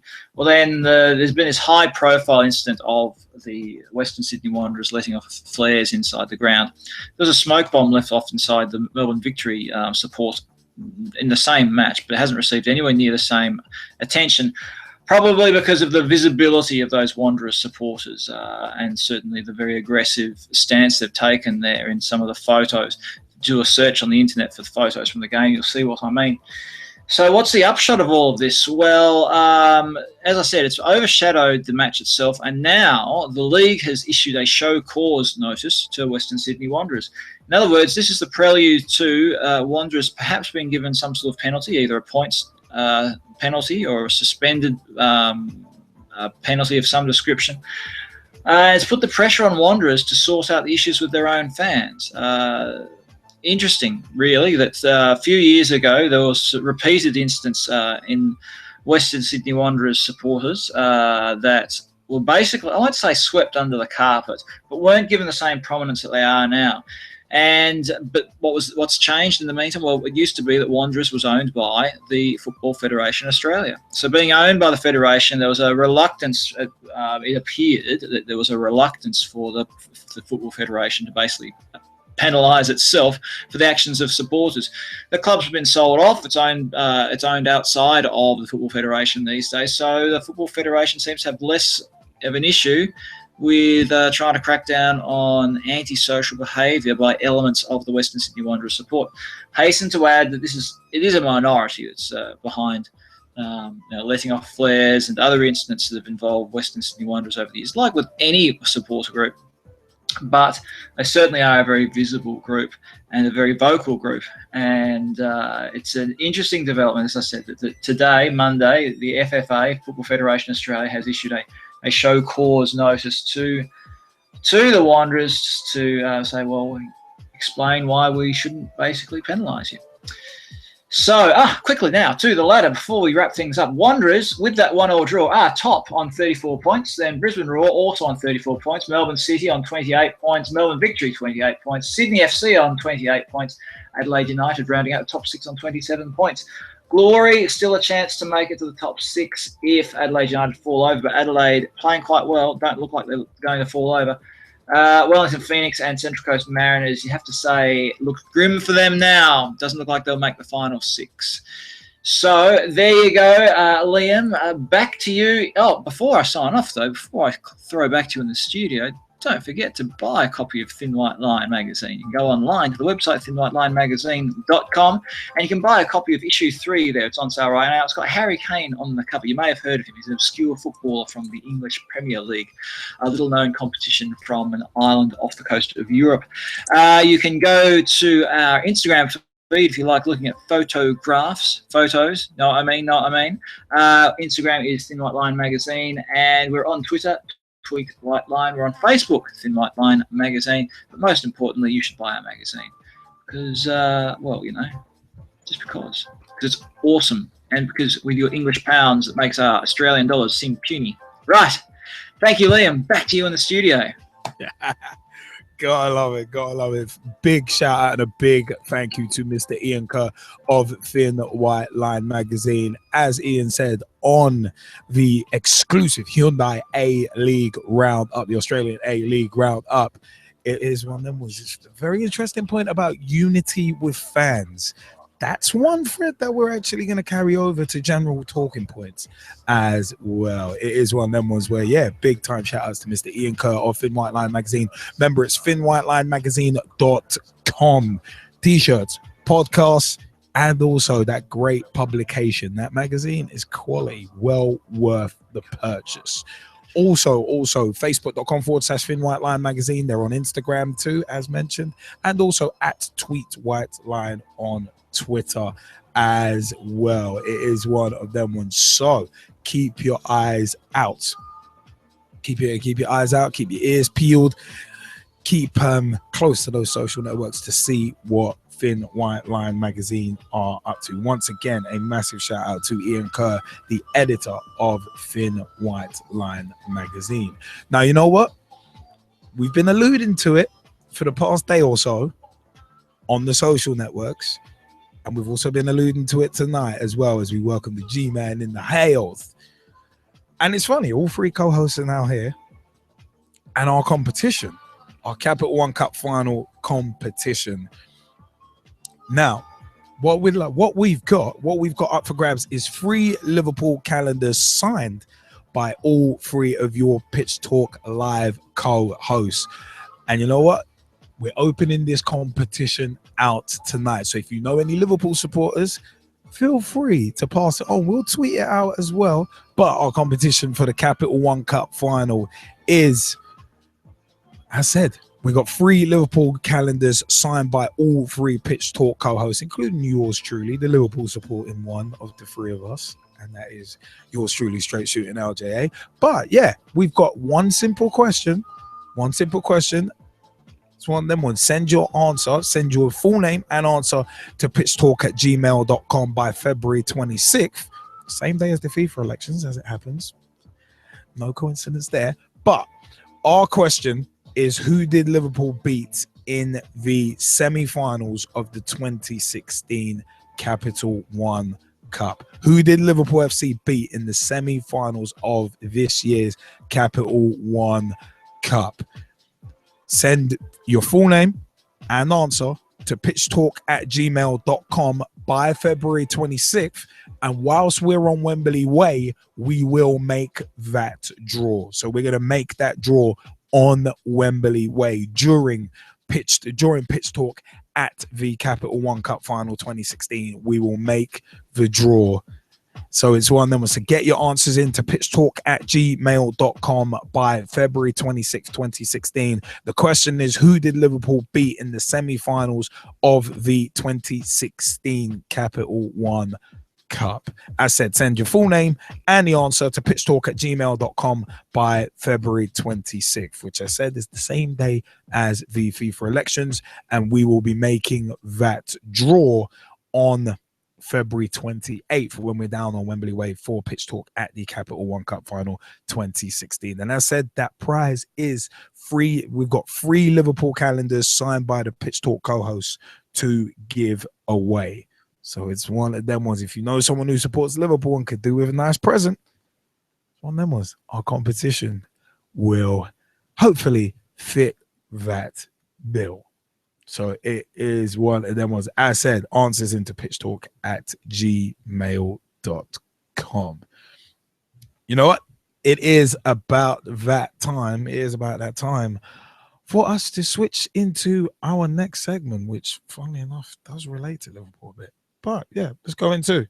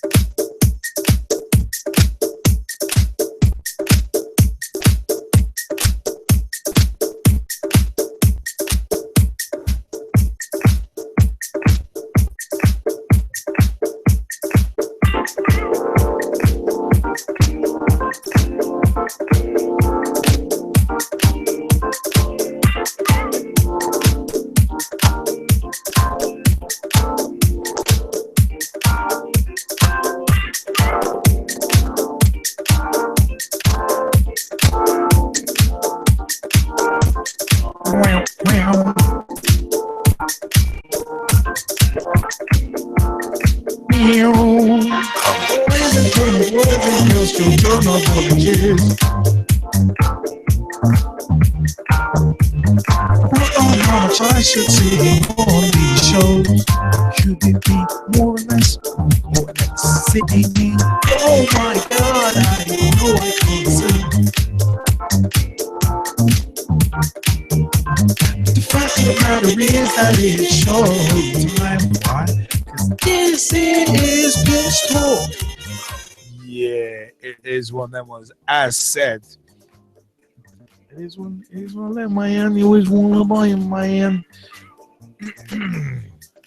Where are we gonna go? Where are we gonna go? We are gonna go into. We are going to go straight into Liverpool ticket prices. Thousands of fans walk out in protest from Saturday, 6th of January 2016. There should be no increase in ticket prices next season, according to former England striker Alan Shearer. We're going to come back to them comments a bit later.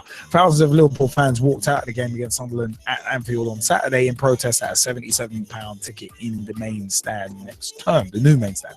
It comes after Premier League sold television rights in 2015 to its games for $5.136 billion, kicking in from 2016-17. We've mentioned that ad nauseum before as well. YouTube.com/PitsTalk. I think it's one of our push points.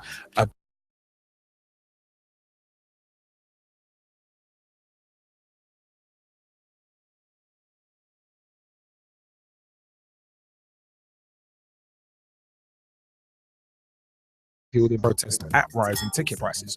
A supporters group had urged fans to leave their seats in the 77th minute in protest at the £77 top price ticket at the new main stand next term. Now moving on even further in this point, because there's a lot more to be said. The walkout followed the singing of the anthem "You'll Never Walk Alone," then chants of "Enough is enough."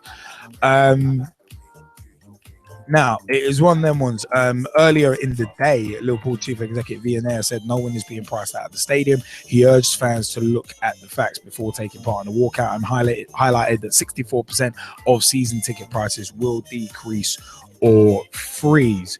Now, there's obviously a lot more in terms of facts to do with this story as well. A hell of a lot more in terms of facts.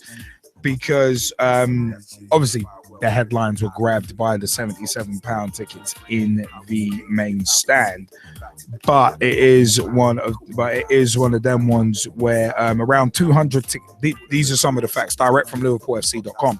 Around 200 tickets will be priced at £77 for category A games, 6 per season, 1,200 across the campaign, occupying 0.4% of Anfield's capacity on match days. In addition, there will be the introduction of £9 tickets, of which there will be around 500 per category C fixture, with over 1,500 being made available in total.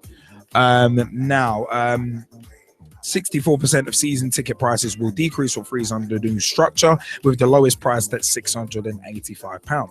818 season tickets will go on sale at a cost of £1,029. Bit more to this as well. Taking up the 1.5% of the stadium's capacity on match days. Now, other initiatives include local supporters being given priority access to over 20,000 tickets, over 20,000 extra tickets in a new pricing category for fans aged between 17 and 21, offering a 50% reduction on prices, and in excess of 1,000 free tickets being provided to schools across Merseyside for each home game. Now, it is one of them. Now, one of the interesting interesting things is there was actually a particular quote from Ian Ayre, where it's a funny one. This quote actually jumped out at me whilst I was reading this earlier in the week, in terms of obviously drilling down into the facts. Now, Ian Ayre said, I'm just going to read out one of them. If somebody sits in a position where there's a £77 ticket next season but can't afford that, we have another option for them. There's something for everyone. Nobody is being priced out of the stadium. And this is the interesting part of the quote that I really wanted to zone in on. And that is, there is a seat for everyone at the right price. That's something. Keep that in mind. That is actually a direct quote from Ian Ayre, chief executive at Liverpool. Now, it's one of them ones. Keeping that in mind, Alan Shearer said fans should be rewarded. He said with the TV deal that starts next season, if anything, fans should be rewarded for their loyalty. They should be getting them for £10 or £20. Fill the stadium up. Why not? That was one of his quotes. But it's one of them was on Thursday. Premier League clubs failed to pass a proposal to cap the price of tickets for away fans, as a secret ballot fell short of the required 14 votes in favour. Again, keep that in mind. Football supporters are right to be angry about the Premier League club's apparent reluctance to tackle the problem of ticket prices, said the FSF, Football Supporters Federation, in a statement. Despite clubs failing to agree a way forward, this issue will not go away, and fans will continue to fight for fair ticket prices. We understand that the Premier League will be working with clubs over the coming weeks to find a way forward that must result in meaningful action on away prices at the next shareholders meeting at the end of March. Now, there's more to add to this, and we mentioned earlier that we were going to come at this from a different angle, and that is Wenger's comments were actually quite interesting. On the 5th of February 2016, Arsenal boss Arsene Wenger believes extra television revenue for Premier League clubs will be used to buy players rather than cut ticket prices. In excess of £8 billion will come into the league from new broadcast deals, but Wenger says clubs will need that additional cash to meet the rising cost of transfer fees and player wages. Keep that in mind. What will happen is the price of players will go up, and you will need the supplement of money coming in to buy new players, he said. I believe the pressure on spending the money will become bigger, and you cannot necessarily distribute the money to other people. Wenger said the vast amount of money now being spent on players in China was evidence the Premier League could fall behind if it does not continue to bring in new talent. Wenger says the new trend of spending in the Far East could become a concern and drive up the cost of players across the globe. He added the first £100 million transfer will soon be easy to reach. Gareth Bale's £85 million move from Tottenham to Real Madrid in September 2013 remains the record. Now, asked if the amount Chinese clubs are able to spend on transfers is worried to the Premier League, the Frenchman replied, yes, of course. China looks to have the financial power to move the whole League of Europe to China. But he added, will they sustain their desire to do it? And that's another important one. Let's remember Japan started to do it a few years ago, but slowed down. I don't know how deep the desire in China is, but if there's a very strong political desire, we should worry. Now, speaking of China, Shakhtar midfielder in €50 million move to China, Alex Teixeira, from the 5th of February 2016. The Chinese transfer record has been broken for the third time in 10 days, with Jiangsu Suning spending £38.4 million, €50 million, to sign Brazil midfielder Alex Teixeira. Ex-midfielder, Chelsea midfielder Ramirez was signed by the same club for £25 million, and that was followed by Jackson Martinez's £31 million move to Guangzhou Evergrande Tabao from Atletico Madrid. The total outlay on just those three players is just over £94 million. Now, the Chinese Super League clubs, according to Transfer Market website, which tracks commercial dealings in the sport, says that the Chinese Super League clubs have spent €199.5 million, €258.9 million in their current transfer window, which runs until the 26th of February. That could actually rise with more big signings expected. In contrast, Premier League clubs spent €175 million in their window, which closed obviously last week. The cost here signing was £18.3 million that Stoke paid for Gianelli Imbula. So the CSL season gets underway in early March. Now, interesting, why are they spending big sums? According to Rowan Simons, a Beijing-based football reporter, and investment in football has been growing for 5 years. He also says it's politically motivated, backed by the president of the People's Republic of China. President Xi is a big fan, Simon said. There has been a huge and unprecedented football revolution in China led by him, which has turned the games on its head. Simon says schools were focusing more on football, adding it was seen that football was only useful if it was carried into a profession. It's no longer just seen as a profession. It's an incredible transformation. Now, an interesting thing to bear in mind is this, and Jesse Fizzle actually mentioned this last week. This is from Tuesday, 16th of January 2016. The business world has been awash with fears for China's economy for some time. But what do Tuesday's economic figures really show? Now, Swan Tek Kin, an economist at United Overseas Bank in Singapore, says the important thing to think about is domestically reforms are still going on. All these reforms, purging excess capacity, etc., are still going on. So we will have to watch for the downside as well. There might be some more deterioration. This is in regards to the growth of China's economy. Tommy Zhai, economist at OCBC Bank in Singapore, said so far we have seen some signs of stabilization, but in terms of fundamentals, it's not strong enough. We are facing different kinds of problems such as excessive capacity and high corporate debts. So those problems are likely to continue to weigh down the growth prospects. What's important is currency volatility. This is a new risk for China. If the renminbi, their currency, continues to weaken, the volatility and capital outflows get worse, then that is likely to pose a challenge to growth. Louis Quigis,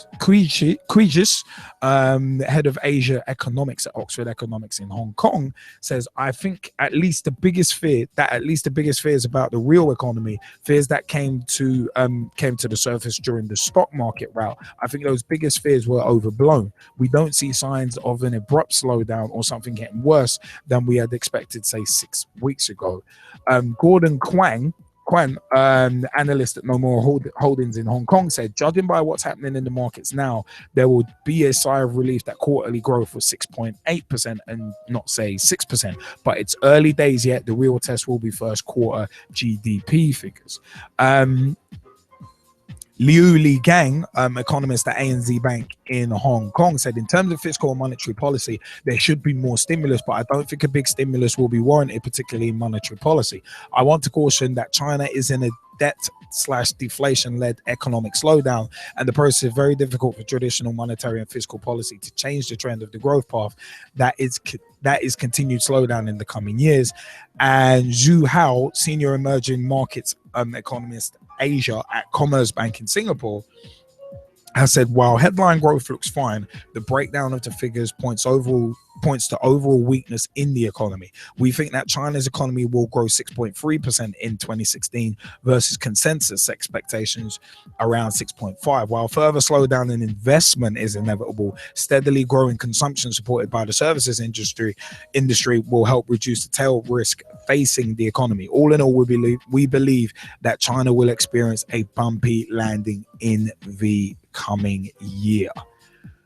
Now, the reason why we mentioned that, and we felt that we needed to kind of delve a little deeper into that, it is a case of, I'm going to throw this out to G-Man and Jersey Fizzle first before I really kind of delve deep into it. My questions are, in terms of the ticket protest at Liverpool for those 77 quid tickets, it's my key word throughout what I've just read would be sustainability, and that's the key thing. Now, of course, 10,000 Liverpool supporters walked out of Anfield on Saturday in protest to 77 quid tickets, but that's the highest ticket you're paying for, 77 quid in the new main stand. There are also other facts around it that I don't think a lot of people have really looked into. They've just kind of most people have looked at headlines. But rewarding fans for their loyalty, fans are fickle. Fans are as fickle as clubs are with managers. So it's all good having 10 to 20 pound tickets and Alan Shearer coming out with what he said. But the fact of the matter is, football clubs are businesses, extremely badly run businesses, as I've said on numerous occasions, but businesses nonetheless. Of course, some supporters will be priced out. But the fact of the matter is, as I said, it is business, and the business of football, sadly, is based on greed. We've discussed before about £5.136 billion going into the Premier League just from a TV deal alone, and only 200 million broken out over 4 years is going to grassroots football. It's a case of, you look at corruption at the very top of the game. Modern football right now seems to be based solely on greed.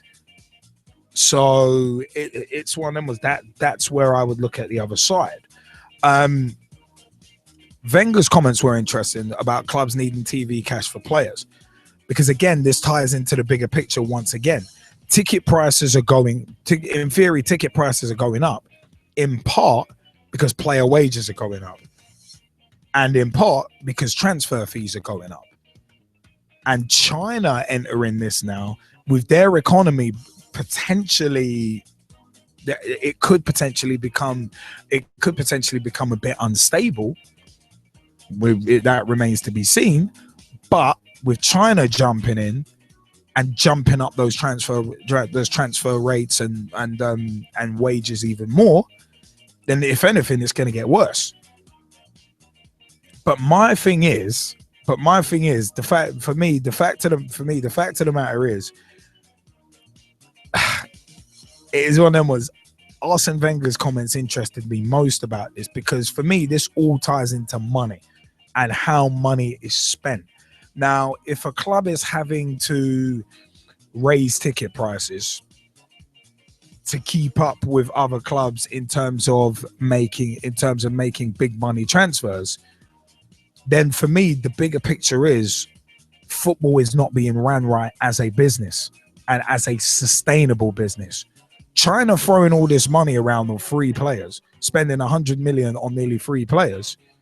If they ain't got the money to sustain that, and they ain't got the money to sustain the league, then it's going to collapse in on itself.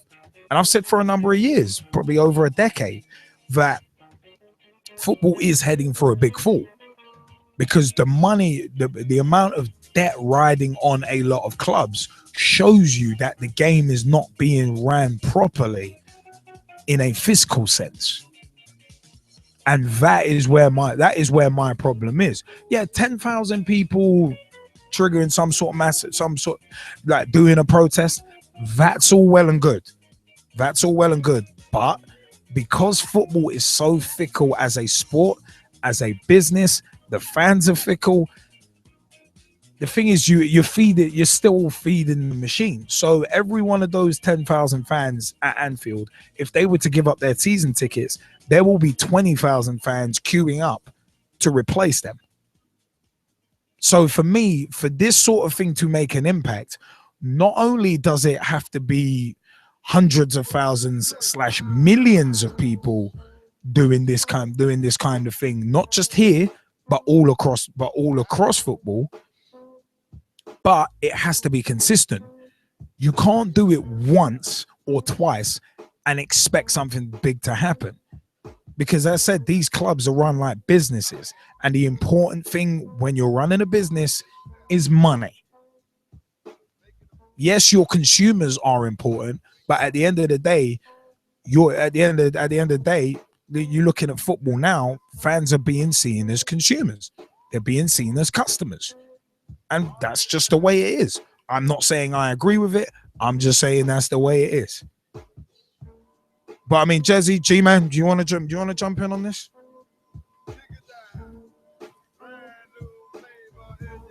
Yeah. I don't see why not. And good evening, everyone. Good evening, Lee. How you doing? Evening. All good. How are you, man? Yeah, not too bad, man. Not too bad. Just a bit of a late one at work today, hence my lateness. But you know, it's been a good weekend. But getting to the question at hand, or the topic at hand. First of all, my feelings on the walkout. As you know, I've always had a problem with fans demonstrating during a live match when they should be supporting the team. Because from my personal point of view, if you pay any sort of money to go and watch a match or watch any sort of event, yeah, you've paid money because you know you want to watch it. And in that stadium, there's a half and half factor. There's going to be people that generally who, one, may not be bothered about the cause that you're fighting for whatever reasons, and two, people that just generally want to watch their match. They've taken their kids, they've taken their loved ones, or they've come by themselves. This is the first time they've ever been to the stadium, and they generally just want to watch the match and have a good time. And you know, I'm not condemning the Liverpool fans that did it, because obviously they have their reasons behind it, and we all know it's down to, well, one of the main factors is the ticket pricing. And you know, it sort of has sparked debate and it has had its impact, but I still think, you know, generally you could just not turn up to the match and have an empty seat there for 90 minutes, which would be even more of an impact. If 10,000 fans didn't even turn up altogether, then that would have been more of an impact, if you ask me. Well, that's just my personal opinion. But you know what? It's just like we discussed back in November. Yeah. With Bayern Munich doing them 5-minute protests, and I think it's a pitch talk rant of the week. Bayern Munich and pointless 5-minute ticket protests. It's a case of like a protest for a few minutes. It's like you're kind of having your cake and eating it. You've watched 77 minutes of the game, then you're going to protest for the rest of the 13, and you've paid for the whole match. You've paid for the whole. You've paid. Well, what's it? You paid for the whole seat, but you're only going to need the edge. Well, I paid for the whole seat, so I'm going to use the whole seat. Yeah, and effectively, you've cost your team because it did affect the team. But you know, you can't really pin that down to the Liverpool fans again. Yeah, I was going to say I don't think it's cost the team. I'd say for their cause, you know, they're doing it for a reason. It's created debate. That's why we're talking about it, mentioning it. That's why other stations and shows are talking about it. So you know, it served its purpose. But in terms of the whole Arsene Wenger's comments, you know, in terms of China now, and you know, leading to your sort of question about sustainability or mention of sustainability, it's like yeah, China coming into the market, it is very dangerous for the European clubs in terms of inflation. I get that point of view, but I wouldn't actually say it's a See, it's one of those ones where it's a sort of confusing statement coming from the likes of Arsene Wenger in terms of, we've got clubs in our leagues already who are paying exorbitant fees for players. You can say the likes of Ozil came to Arsenal at the cost of £50 million. It took him 2 seasons for him to really engrave himself with all the fans. Whereas, 50 million price tag is seen as a world-class player sort of fee. Then you've got a player like Teixeira that goes over to China for a similar sort of price. In terms of, what sort of level he's at, I'd say that's very exorbitant. But, can you really argue? Can you really argue with that in terms from a Chinese point of view? You're talking about them might not having the economical sustainability, but if there's owners over in China who have that sort of money and they see European clubs doing the same sort of things in terms of boosting their club's status, because again, if I lead back to Ozil overnight boosted Arsenal's status in terms of, they've gone from having no world-class players to having a world-class player. If you get what I mean? Yeah. Whereas now China, a country where, there are some wealthy, owners over there, companies over there, they are a superpower. As you said, if it's a push from the government to actually, make football a force in that country, then there are some big backers, and big investment really going into the game. They're really trying to land their mark. So these sort of fees that we're seeing, is it really crazy? Now, that would be my question to you. Is it really crazy? Do you know what? For me, it's a case of, I would see it as partly crazy, because at the end of the day, I said the important thing, and this is what links links kind of the Liverpool ticket protests to China and to what Arsene Wenger has said. It's a case of, the key phrase for me is sustainability. It's a case of, it's all good buying players for big prices and all that, but you can't build a castle on sand. And some of the stuff we read out from the economic analysts, there was one in particular that kind of jumped down. While headline growth looks fine, the breakdown of the figures points to overall weakness in the economy. And all in all, we believe China will experience a bumpy landing in the coming year. Those two, for me, are key sentences in regards to the Chinese economy. I'm not an economist. I'm nothing to do with business. Not claiming to be. These are facts. These are facts from people who know what they're talking about when it comes to business. But those two sentences that I just mentioned just kind of underlines the point that China blowing all this big money in terms of football, it just might not be sustainable. And as I said, Jesse Fizzle kind of mentioned it last week as well, very much alluded to it last week, in terms of, where is this money coming from? It's like, if it's a growing economy, where is this money coming from? Is it coming from a base with strong foundations, or is it just someone who's throwing money at it today and could be bankrupt tomorrow? That would be my thing. I mean, if you're going to grow a league, if you're going to develop a league, it has to be done organically. Similar to what we've discussed in regards to women's football over here in England.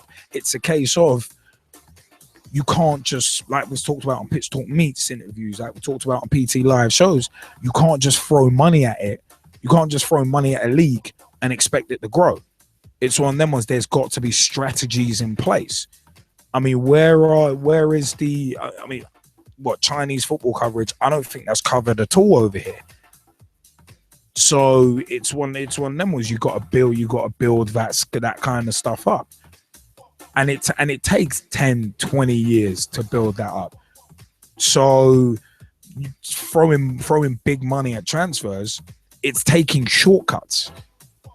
It's taking shortcuts to build that kind of thing. And you can't, when you're building something and you're trying to build it on strong foundations, you can't take shortcuts because you will end up getting found out. Bloody hell, wrestling example again. WCW. It was one of them ones where WCW would just, to a large extent, buying out talent that had been built in the WWE. They were just buying out that talent for higher prices, but it was basically, but you look at their mid card and their undercard, that's where the talent was, but it was never getting a chance.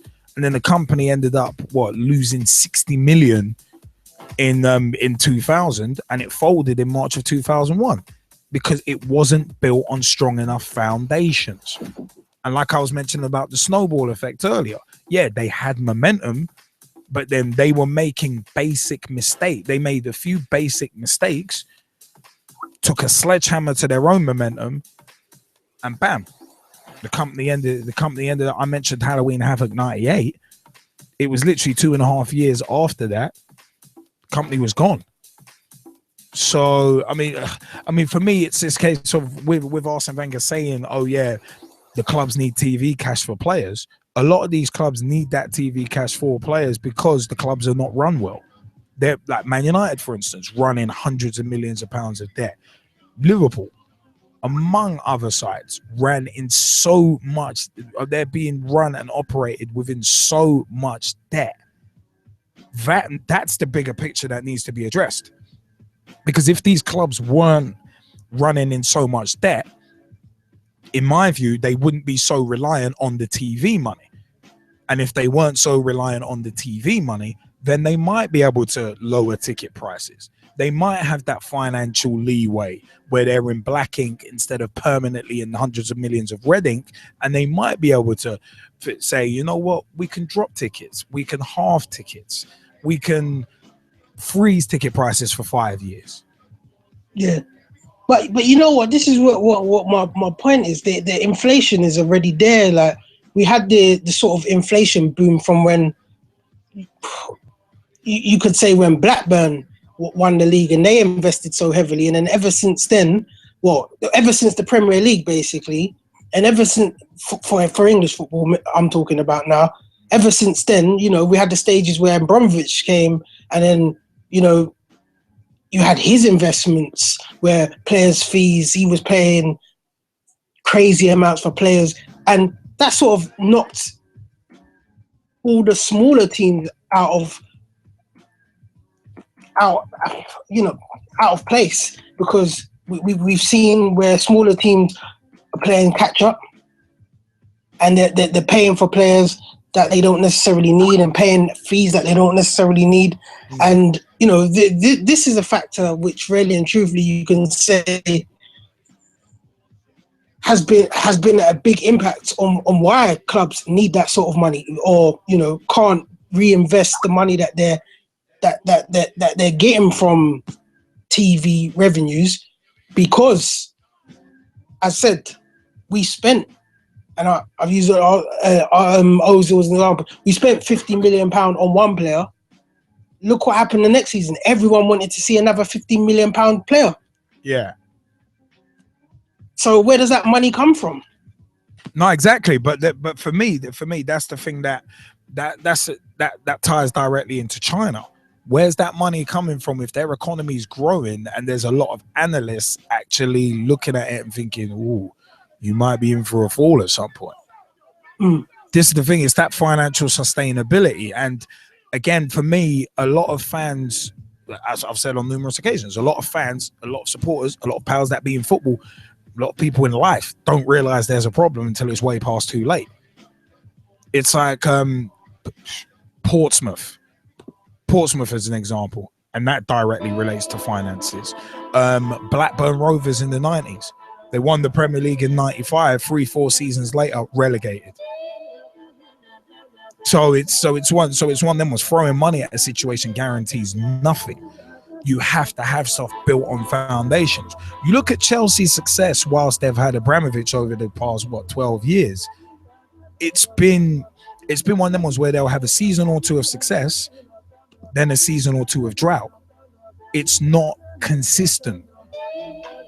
As opposed to, say, Manchester United in the Premier League era, as much as it pains me to say that, Man United in the Premier League era, they've been the most consistent side, especially in the 90s and the early 2000s. They've been the most consistent side because they were built on strong foundations. They weren't just throwing money at situation and hoping that it would sort itself out. That's my take on it. So it's one of them ones. As I said, I'm just hoping that the foundations of the Chinese Super League is not being built on wet sand, let alone sand. I mean, G-Man, did you want to add anything else, or? No, I've got nothing. I'd be interested to hear what Jizzy Fizz has to say. Well, it's so nice of you to introduce it like that, so I feel I should just jump straight into it, right? And we have to talk about the sustainability, right? So to give you a brief overview of China at the moment, right? I don't know if many people know, but in China, previously, you're only allowed to have one child per couple. Just one. It's not like in England where you could go and have 10 and get a big house. No. All right, you had your one. If you had two, the authorities would look for you and you may well be kicked out of the country. All right. So with the economy how it is at the current moment, it's kind of leaning towards a bit of growth, but I'm not really sure. That rule has been lax. All right. So now I think you can have maybe two. Any more than two though, and it's kind of how it always has been. Right. So with that in mind, the other thing to say is, in terms of making things, in terms of manufacturing, China is a very big deal. All right.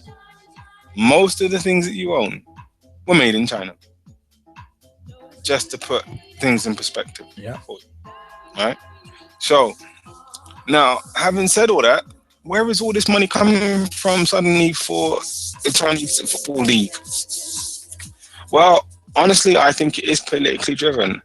I think the government are behind it, right? But as the financial analyst said, generally speaking, there was that big rout where the Japanese currency lost a lot of money. A lot of money. And it wasn't that long ago. Right? I think it was actually just before Christmas? Like middle of December, something like that, when all of this started. And when the Chinese economy started to go down, guess what happened everywhere else around the world? Everywhere else around the world, the value depreciated. Why? Because as I said to you, most of the things you own were made in China, especially technology. Same with cars.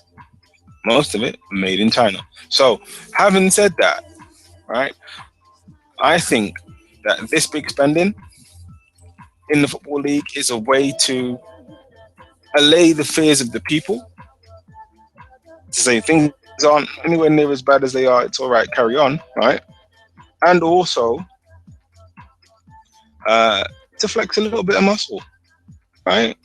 Say, yeah, we do have some money and we're able to go and change things. But what this spending also does, it inflates the market for all other players, right? So now what would have cost you maybe 5 or 6 million, say about 10 years ago, now costs you 20, 25 million. Right? So on and so forth, right? Largely unproven, but very talented player, and Gareth Bale costs you 85 million now. And as I say, you're going to easily break that 100 million pound barrier, easily. Well, you look at Teixeira. Teixeira is now the 10th best paid player in the world, and it's like, wow, he's not the 10th best. I mean, the other thing about this though, right, with this big spending is that in order to get the players to leave where they are, you have to overspend. You have to. Yeah, Ramirez for 25 million is hilarious. All right, so there has to be compensation for the players somewhere because they're going to a new league. The quality, arguably, of the league is not going to be the same. They've got to learn the language and everything else, move families and everything else. So the compensation has to be big. It literally has to be offers that you cannot refuse. So 25 million for Ramirez, thank you very much. I'll take that. Well, funnily enough, there actually have been people who have rejected it, and we're going to try and get onto that later. Well, I would reject it in the sense of, for me, arguably he was one of the Premier League's better box-to-box midfielders, a very versatile player, and of course a legitimate option for Chelsea in the middle of the park. I personally wouldn't have let him go, but money talks. Money talks, right? And here's the other reason why these prices will continue to grow, especially in terms of the fees paid and received by the bigger clubs in Europe. Financial fair play. Right? So they're going to have to find a way to balance the books. What do? Take a player who can generate enough money to help you balance the books. Notice I said enough, not to necessarily do it, and sell that player for an inflated fee. Do you know? It's funny you mentioned that, actually, because funnily enough, Ramirez being sold for 25 million. You know Chelsea's I think it was 2014, 2015 accounts. Do you know how much? Mm-hmm. Do you know how much they made in terms of a loss? About 25 million. Exactly. Yeah. So when I saw it's that, all deal, about balancing the book. It was like, okay, I see why you've Chelsea probably jumped at that. Considering Ramirez, I think had only made 3 starts all season. Yeah. So you're going to offer 25 minutes, take it. Yeah. Yeah, literally, that's where we're going in terms of the bigger clubs in Europe and balancing it out, right? But again, it's not sustainable though. That's the thing. No. You're not going to get that lucky all the time.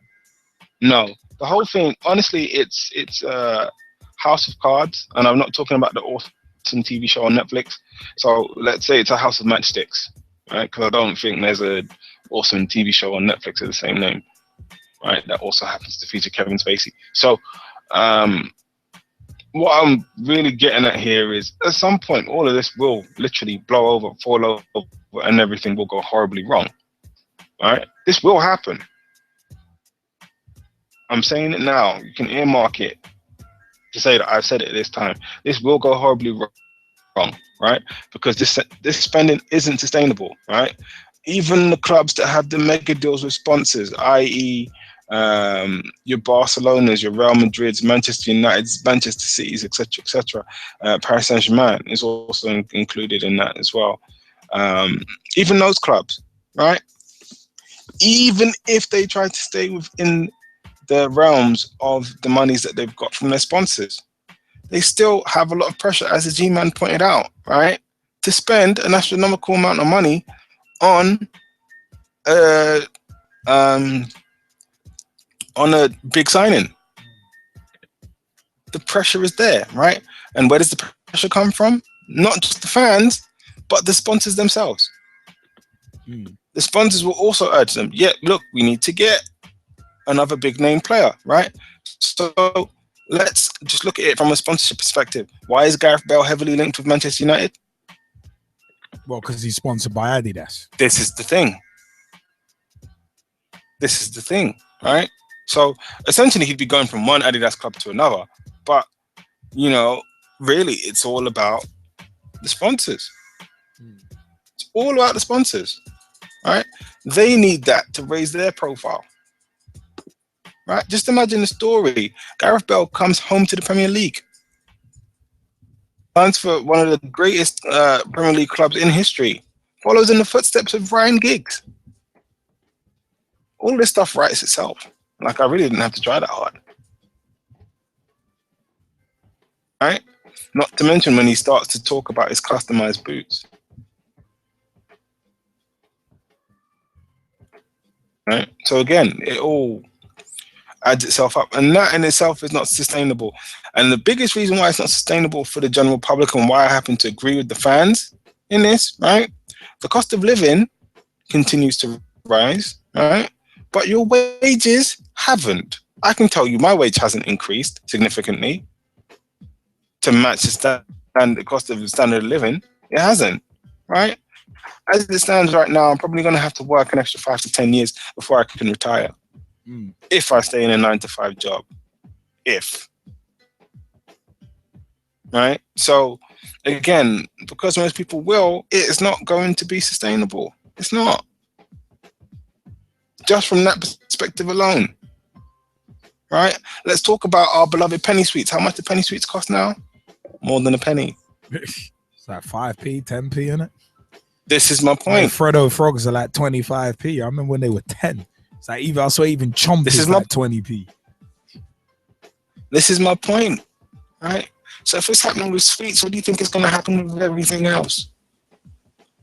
We're not just talking about sweets anymore. So again, it's not sustainable. It's not. And it will all fold over on itself eventually. Now, when that is, I can't actually predict that. I don't have my crystal ball with me. I left it in my other pants. But the point is, again, it's the sign of something quite bad that's going to happen, right? And Arsene Wenger made a very interesting point in that if there is a desire, literally all of Europe would go to China in terms of football, right? Why? Because the money's there. Yeah. The money is there, right? And in terms of, you know, clubs wanting to expand, improve the stadiums and things like that, right? And this is where I happen to agree with the clubs in raising the ticket prices, right? I'm not saying that they have to hike them up ridiculously, all right? But they do have to raise them because, again, it's the rate of inflation. Got to make up that immediate shortfall. Is that way? This is my point. Yeah. Right. And how else can the clubs do that other than to raise ticket prices, other than to raise the price of merchandising? They can't really do much else. Yeah. From a financial perspective, you can kind of see it.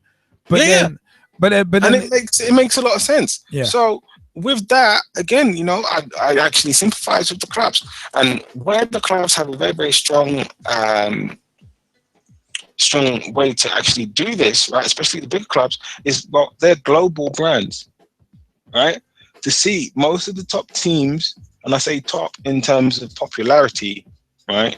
In England, in Spain, lesser extent Germany, and again, lesser extent France. These fans literally will travel from across the world, literally, to watch their teams. Yeah. Right? So if you have fans willing to do that and happy to pay the money, right? Because the seats finally become available, where's the problem? There isn't one. This is it. Yeah. So there isn't one for most of these other fans, right? The people who get hit the hardest are the ones that are there currently. And this is why I agree with Alan Shearer in many ways, but I also think he's wrong. The reason why I also think he's wrong is because, like I said, the cost of everything else continues to go up. Yeah. But Right? I think he's missing the bigger points. It's one of them ones. Instead of there's a lot of people who will be looking at this as just fans rather than, as you said, as we've said, looking at the business side of it. I mean, just quickly whilst we're on it, it's a case of there's been a couple of things on Twitter mentioned about this, where earlier in the show we put out the question. Ryan Sonley actually put out the question at PAFC_RSF Sonley put how much should a football ticket cost and why should it cost that amount? At Swalesy _LUFC put £25 is a nice, easy to manage number.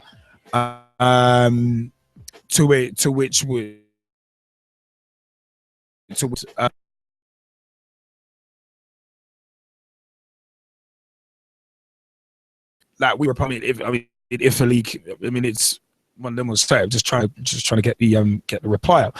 Yeah, basically we asked, would that £25 be a blanket price across all leagues or just in the Premier League?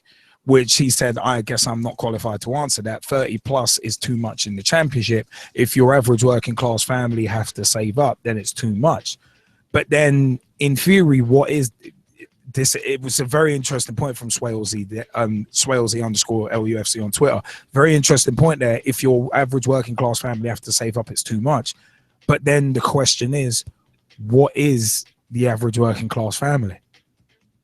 So many people earn different amounts. It's very difficult to say, right, this is the average this is the average that, because a lot of people don't declare what they're earning. It's like the census records. Census records are done every 10 years. So it's like the amount of fluctuation that can happen in 1, maybe 2 years in terms of population, you might not, there'll be a lot of people flying under the radar in regards to that. So it's one of them was, but also for me, it's a case of one of the significant things is that what the Football Supporters Federation, FSF, were talking about in terms of the clubs couldn't get, the Premier League clubs couldn't get the 14 votes needed to agree on a price cap. Again, for me, that shows greed. It's like, you know, if you can't agree to a price cap, it was probably the bigger clubs who didn't want to do it because they want to maximize because they're run as businesses and they don't want to. This is me some just guessing, but it's one of them ones. The bigger clubs obviously are bigger businesses and they don't want to curtail, especially in competition against teams like your Bayern Munich's, your Barcelona's, your Real Madrid's. The big clubs over here don't want to curtail the amount they can earn because they'll end up behind certain teams like a Real Madrid who are funded by government money, among other sources. So you don't want to fall behind. And this is what comes back into football being based on greed and football being a very unscrupulous sport. Well, let me share with you something I learned about money from Warren Buffett, right? He's got 2 rules about money, okay? The first rule is don't lose money, okay? Very important. Second rule is see rule 1. That's it. Those are his 2 rules, right? So and most clubs are failing with both of those rules, to be honest. Which is true, right? But you're not going to limit yourself in terms of how much money you can make, right? Now, the other thing to point out as to why some of the bigger clubs won't agree to this, right, is purely because of size. So because of their bigger size, bigger stature, they have bigger costs. Yeah. Right? Meaning that if they were to agree to a cap that would, you know, benefit somebody who was newly promoted, it wouldn't work for them. They have too many costs. Which is why financial fair play has never been agreed to in the Premier League. Which is my point. It's actually never been agreed to. They've come close, but then certain teams haven't even voted.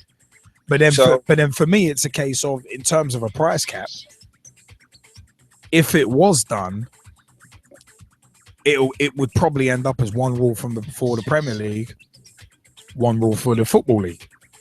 More than likely. So then it's a case of you're still ending up with the same problem. It's just what's your level. It's just basically everyone will suffer. It's just what's your level of suffering. It will be the same problem, just different degrees, in my view. Pretty much. But, you know, with this cap, right, and with proposed maximum ticket price of, say, maybe £30 or £40, whatever it may be, right, we'll use Swalesy's example of £25, right? So let's say the stadium's full, okay? Can you actually pay all of the players at the club with that money from the match day for the week? Almost certainly not. No, but this is my point, and that's why it doesn't work. It will not work because of that. Yeah. But then that's why you've got clubs like, say, your Man United's basically prostituting themselves out, for lack of a better term, in terms of how many sponsors have you lot got on your training kit now? Isn't it like 3, 4, something like that? Something like that. Yeah. And like people selling off naming rights to grounds, to individual stands, the corporate hospitality stuff. It's one of them ones. Every club is trying to maximize the amount of money they can make. And that's what this all comes down to. The amount of money clubs can make. Which is why I understand what the Liverpool supporters did. But at the same time, clubs are thinking about maximizing the amount of money they can make. I can see that with China as well. But to me, it looks like China are trying to take a shortcut to it. And over here now, we're just trying, like clubs over here are just basically trying to look at the fans as customers, as cash cows, really, to get to that goal. All right. Well, look, let's be honest. The fans are the customers, right? And you kind of have to give the customers, or the fans in this case, what they want. This is basic business 101. Okay, if you don't do that, you don't have a customer base. You don't have a customer base. You don't have a business. You don't have a business. You don't have an income. Thank you very much. Good night. Forget the whole thing. Right? That's just how it works. But then you look at how fickle football supporters are on a general basis. As said, for every 1,000 people who would give up a season ticket, there'll be 2,000 to 3,000 who will be lining up to replace them, and therein is part of the problem. Which is why I'm saying if they really want to make an impact, this has got to be hundreds of thousands, potentially millions of people getting involved in this around the world to make a big change. Absolutely. And as I said, the problem is, and as you said, the problem is it won't happen that way. It won't. Right? There will be some sort of emergency initiative way before it gets to the point where this thing, is able to expand to the point where we've gone into the hundreds of thousands or tens of hundreds of thousands, etc., or before we get anywhere near 1 million, right? To get everybody back again, because it will simply cost too much. And I say cost too much, not necessarily from a financial perspective, but definitely from a public relations perspective. So all of those things will be avoided because the contingency plans are already being formulated if they're not in place already. So, I think that will be avoided. But overall, is it necessarily sustainable? No, right? Because here's the other question that I ask. If we have this agreed fixed ticket price, right, how are clubs during the same time period supposed to expand or improve facilities? They can't do it because it's an additional cost, right? Which means that if you go to the ground and you're thinking, oh, well, I can never find a parking spot, that's going to be part of the reason why. If you go to the ground and you say, oh, the toilets or the toilet facilities are terrible, this is the reason why. Oh, this part of the stadium could use a lick of paint or some new seats or this, that, and the other. This is the reason why. Yeah. Right. So the only way, for me, it will never work because of that, right? But the only way it could work is if everybody is at a certain level of standard for where they are in terms of regulations, right? Everybody's met that in this hypothetical scenario, and from that point on, then they could do it, right? But let's talk about the other thing that also gets affected by this flat rate ticket price that we are hypothetically discussing as well. Transfers. Right? With these flat rates for tickets, where's the additional money for transfers coming from? Right? Because in a transfer, what are you paying for? In some cases, depending on age, right? There's the tribunals, there's compensation, there's the agent fee, there's player signing on fee, there's wages, and the transfer fee. Right? In fact, in all of those things, how is it that a club with a set income, and it's going to be set in terms of ticket prices for the whole season or next few seasons, how are they going to afford this? They can't.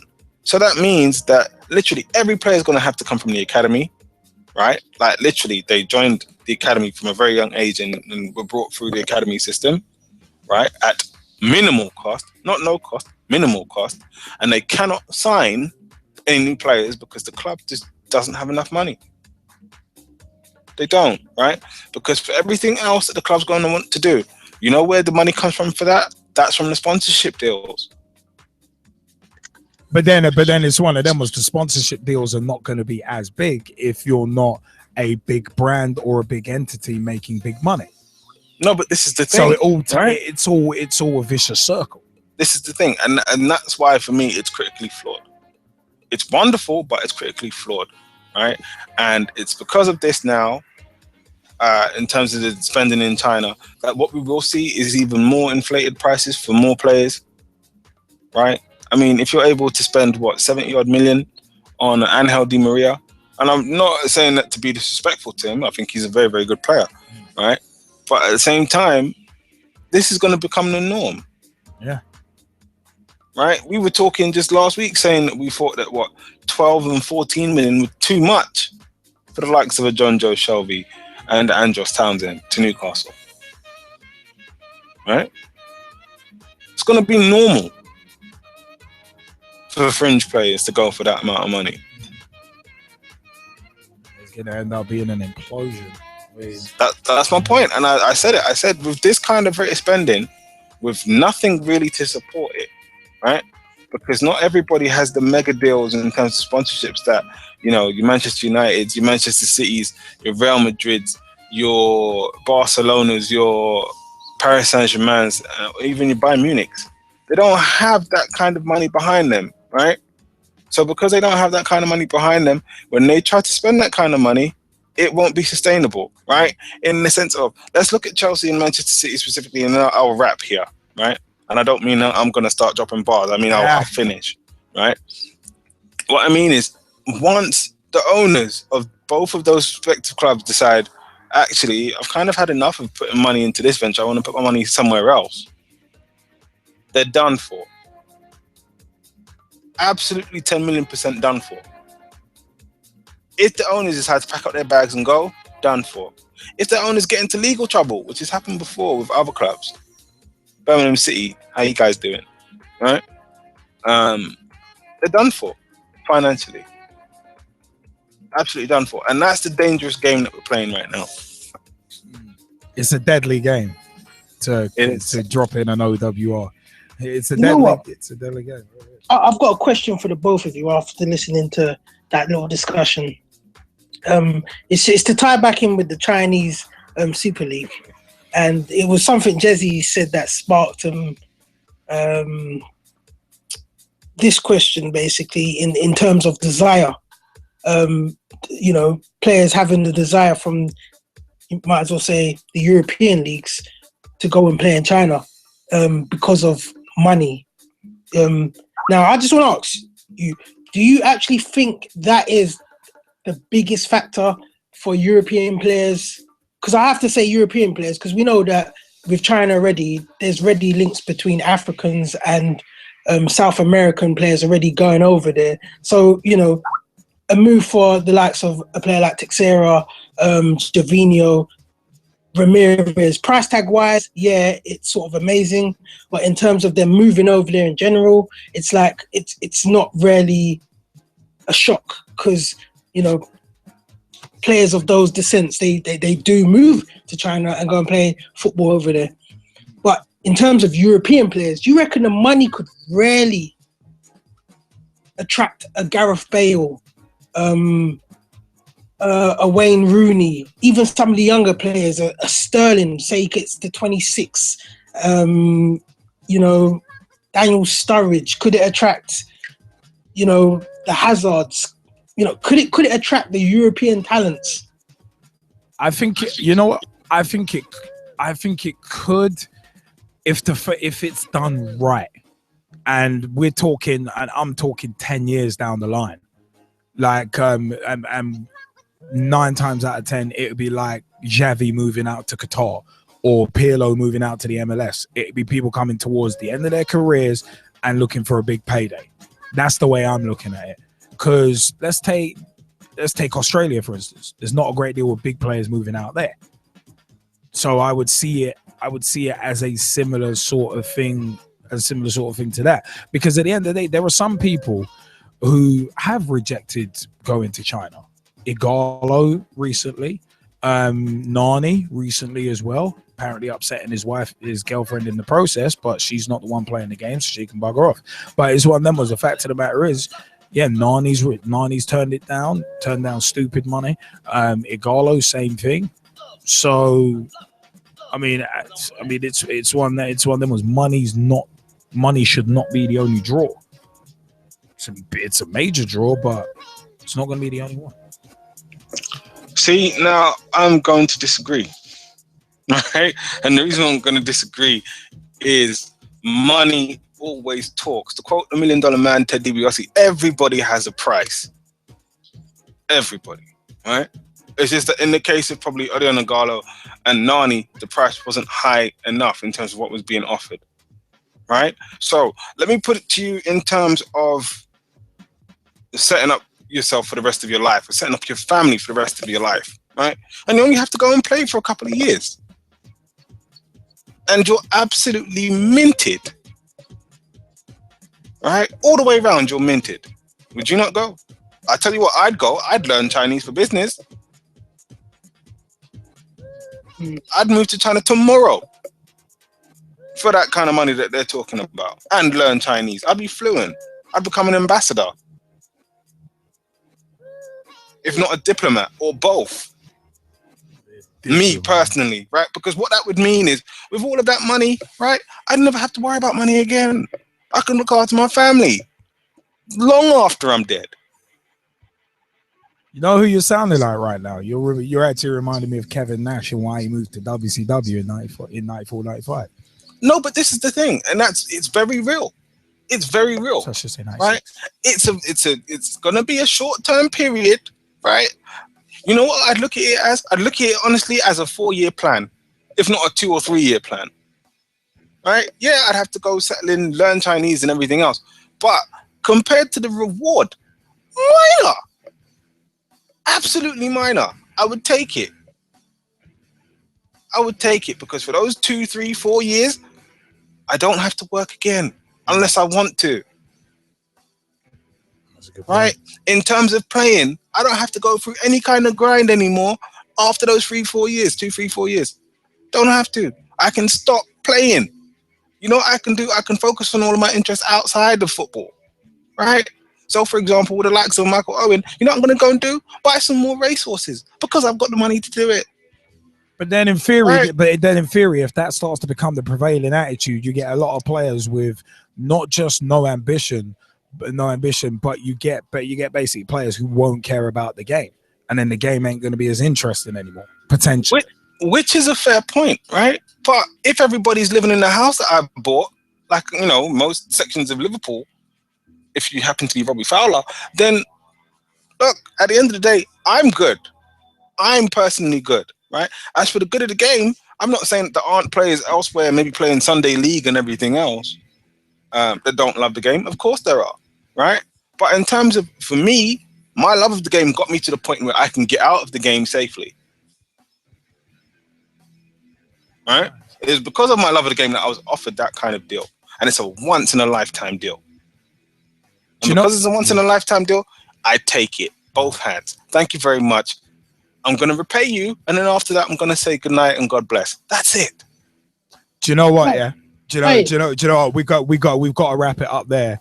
We do have to wrap it up there, but we will revisit this topic. But it is one of them ones where you mentioned love of the game, and love of the game is actually where we're going to round out tonight's show. So it's one of them ones where, you know what? It's time for a bit of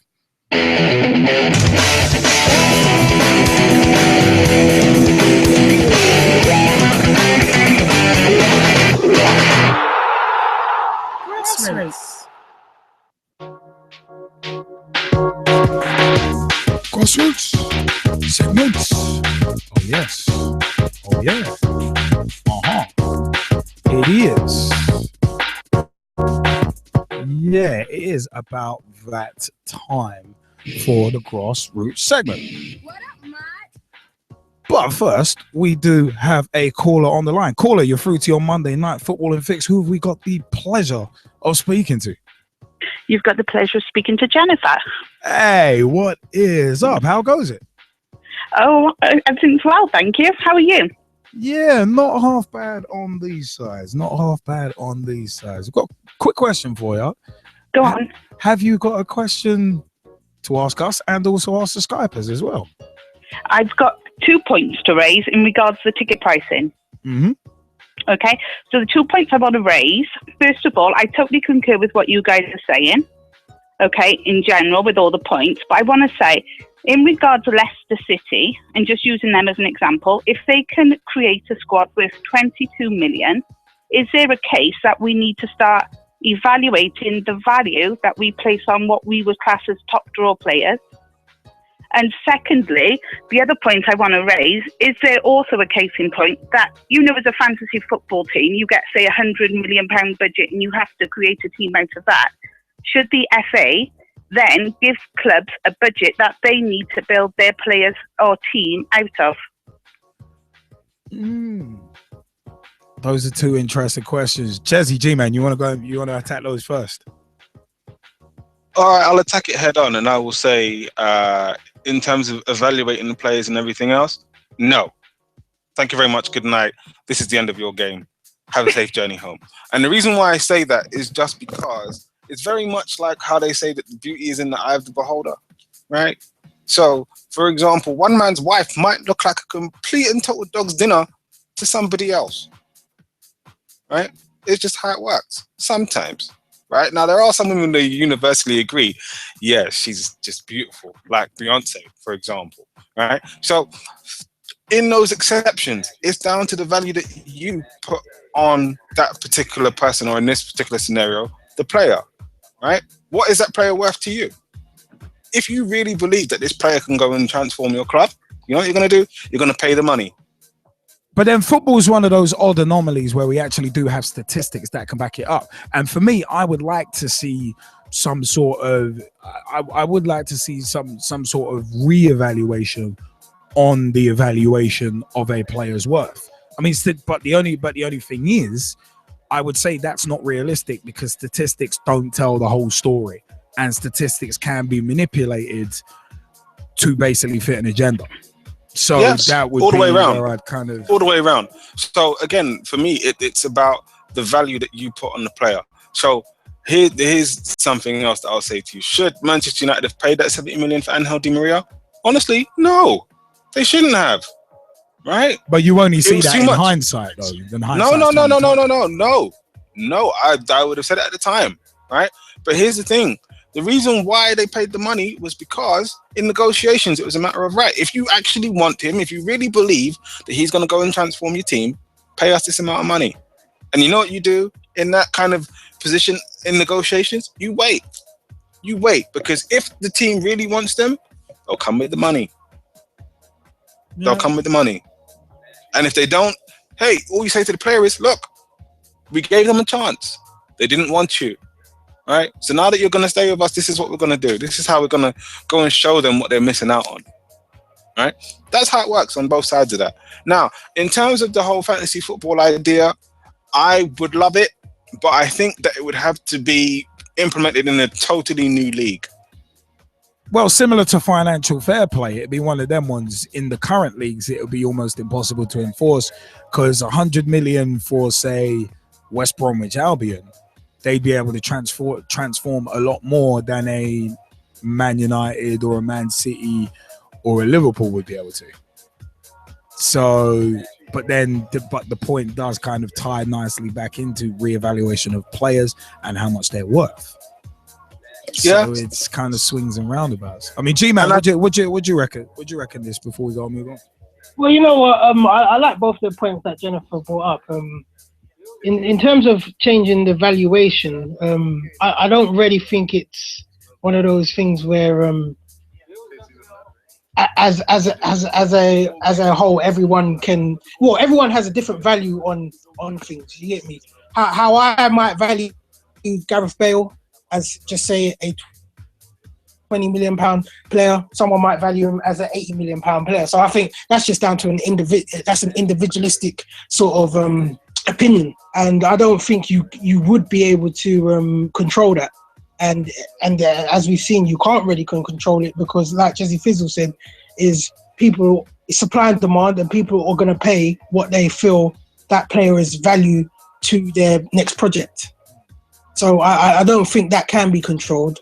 And the £100 million sort of budget, now that would be a lovely idea because, you know, my team would always be top. But no, again, it comes all down to like business and capitalism and you know, if you're an owner, how can you really tell an owner that he can only spend £100 million of his own money if he wants to spend £300 or £400 million? You know, financial fair play was going down the right lanes in terms of, you know, you spend what you earn. basically. And that's what I agree with. You know, as any person in this world, we should all be spending what we can afford, not trying to outdo ourselves to catch up with someone else. We should build slowly, you know, in terms of, you know, making our gains. So it's a great idea, but I don't think it would be feasible. And Jezzy just made a good point. Probably if you started a league from scratch, then yeah, you could contain that.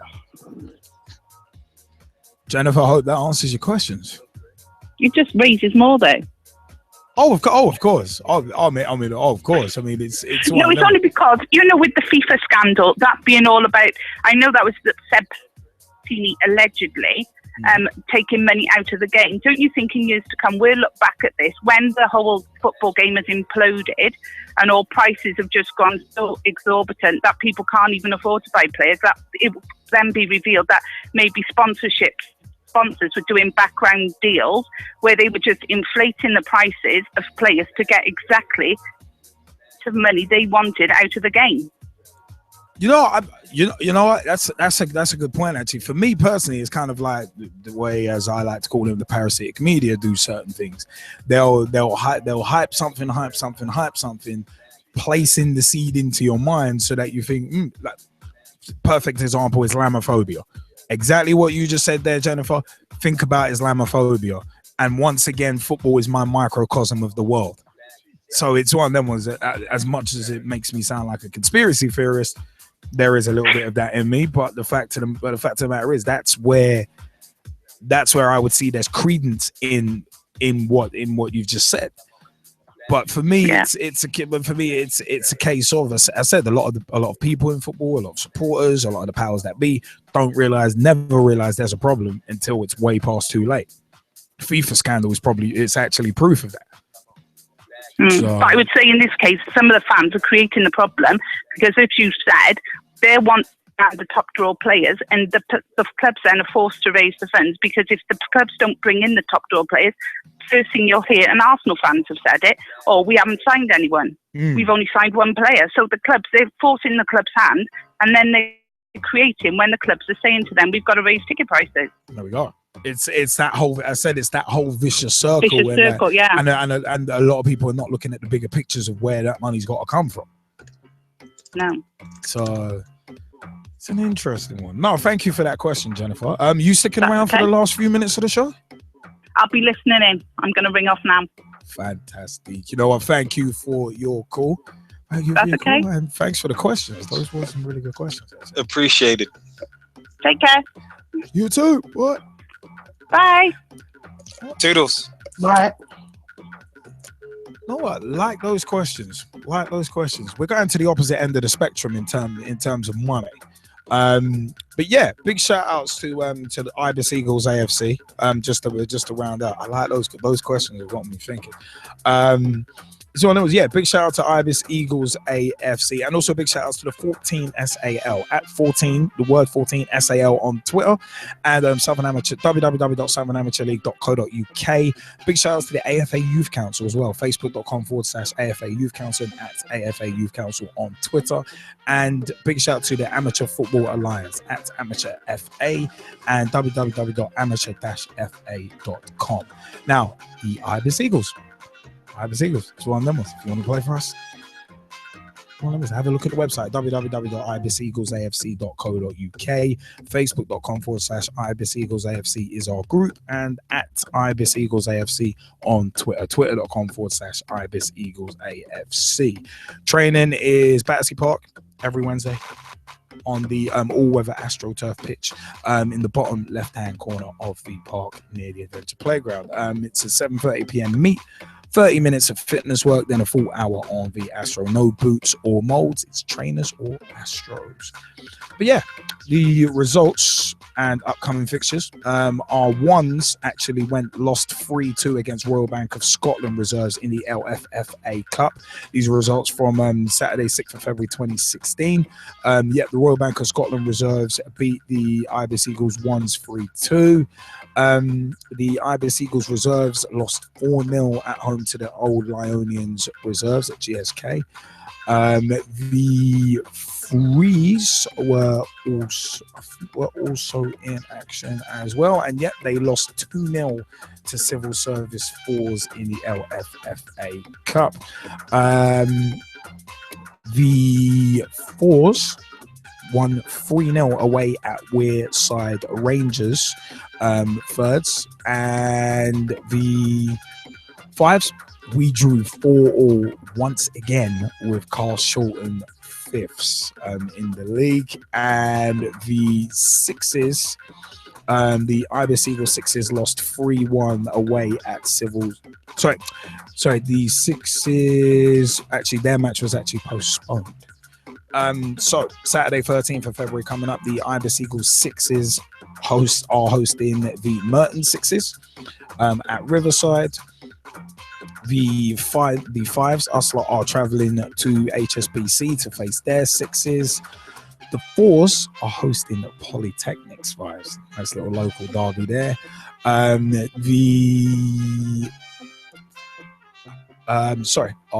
thirds are actually away at AFC Old Smiths on Saturday 13th of February 2016. And our twos are actually away at NatWest, National Westminster Bank. So the twos are away in the LFFA Cup, and the ones are hosting Old Finchlians at GSK. And you know, the Eagles Fives was nuts this week because it was one of them ones where it was like, yeah, funnily enough, we had a bare 11. The Fives had a bare 11. And one of our players was actually supposed to turn up at half time, but we actually had to delay the kickoff by a good half an hour because our referee was actually stuck in traffic by Roehampton for a long time. So it was our club ref, Pete Sullivan, was actually delayed in traffic for a long time. So actually one of the Carl Shorten players for about half an hour of the first half actually had to referee it. And then Pete took over for the rest of the game. So it's kind of an interesting one. But it was one of them ones. We went 1-0 down, came back and brought it back to 1-1. 2-1 down, brought it back to 2-2. 3-2 down, brought it back to 3-3. Went 4-3 up. And then I am not taking it as an own goal. It was a shot. I had to get in the way of it. Deflected in off me. I think the shot was on target anyway, but deflected in off me and went in for 4-4. So it was one of them. I'm dubious goals panel. I'm not having that as an own goal. Dubious goals panel. Own goal. The initial shot was on target. So yeah, dubious goals panel. But yeah, it was one of them. Was nuts game. Really was a crazy game where it was like we showed once again us Fives showed that fight. We really did show fight. So it was one of them. That was the huge positive. I mean, showing that fight for ourselves, showing that fight for our manager Ed Ryan. It's one of them. That was the goods. It was a really interesting game to play, and I really enjoyed playing it. And their number 10 was like there were a couple of times on corners where I was like, hey, 10's mine, and he's like, oh god, not you again. It was a good little battle actually. I really enjoyed the battle. So he was willing to mix it up and get in there, and it was like at one point he had claret coming out of it. It looked like it was coming out of his finger. And it was like, wait, no, I think I'm having a nosebleed. And it's like, oh, okay. Everyone was like, But yeah, it was very interesting game. But again, we just seem to be having these high scoring draws. It was 3-3 last week. The last time we went down to Carl Shorten, we drew 4-4 with the same side. So bit of a nuts one. The wind was an absolute bugger to play against. It was mad. But it was one of those. But you know what, yeah. To round out, we want to give a shout out to Hackney Wick FC, who basically are starting up a 7-a-side tournament, the Hackney Cup for Health. For more information, go to www.spacehive.com/Hackney-Cup-for-Health. we retweeted it earlier. We'll tweet it out again a bit later as well. But the Hackney Cup for Health is set up by Hackney Wick FC down in Hackney. Basically about it is Hackney Cup for Health will help to support Hackney residents' understanding of the importance of physical activity by getting them exercising in a fun tournament. It will also bring all of the borough together for some healthy competition. As a community-owned football club, we are passionate, Hackney Wick FC, about helping to improve the quality of life for all our supporters in the wider community. So we wanted to create a project that is fun, easy to engage with, and that is open for everybody to play no matter what level of football you are. There will be 5 categories for entry to the cup: veterans, 40 plus, men's over 16s, women's over 16s, under 16 boys, and under 16s girls as well. The tournament will take place at Mabley Green AstroTurf pitches at Hackney Wick and will take place over 2 days, a weekend in the summer. It's a time for the community to get together and celebrate a festival of fitness, well-being, and inclusion for all. So on them was so what they'll do: deliver a football competition event for different subgroups in Hackney, promote the event and the wider initiative, make sure those interested can continue playing football after the event, follow up after the event with photos and videos documenting the day's events. The Hackney Cup for Health, as I said, is part of a wider initiative called the Wickers in the Community, a campaign that tries to make sure Hackney has the adequate infrastructure to help grow football amongst underrepresented groups and helps vulnerable communities to become included into mainstream society and make Hackney a better place. They have the long-term goals of increasing local ownership and participation amongst various groups in grassroots football and the local community, improving health and well-being within Hackney and other areas, improving the facilities and infrastructure to enable wider participation. So you can go to their website, www.hackneywickfc.com, to learn about the Wickers in the Community campaign. So you can actually pledge to the Hackney Cup for Health Space Hive campaign. It doesn't matter if you can pledge £2, £50, or pledge your time as a volunteer. It is one of them ones where www.spacehive.com/Hackney-cup-4 So great little initiative there from Hackney Wick FC. So massive shout out to at Hackney Wick FC on Twitter and www.hackneywickfc.com and facebook.com/Hackney Wick FC. Give them a look and get involved with the Hackney Cup for Health. You know what? Before we end the show on that really, really positive note. So it's time for us to start vacating the place with a haste.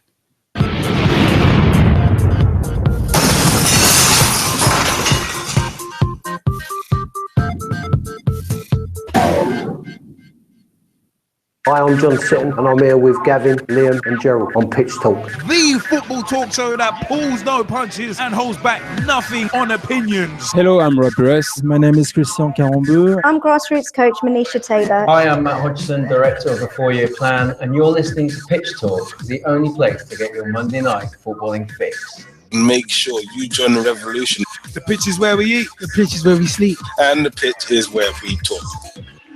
I'm Andy Copeland from the Glennet Southern Amateur League. Philip Wick, I'm CEO of 14. I'm Rob Lusher, former chairman of Ibis FC. I'm Samir Sonley, co-founder and co-director of Motivate Sports and Fitness. And you're listening to Pitch Talk.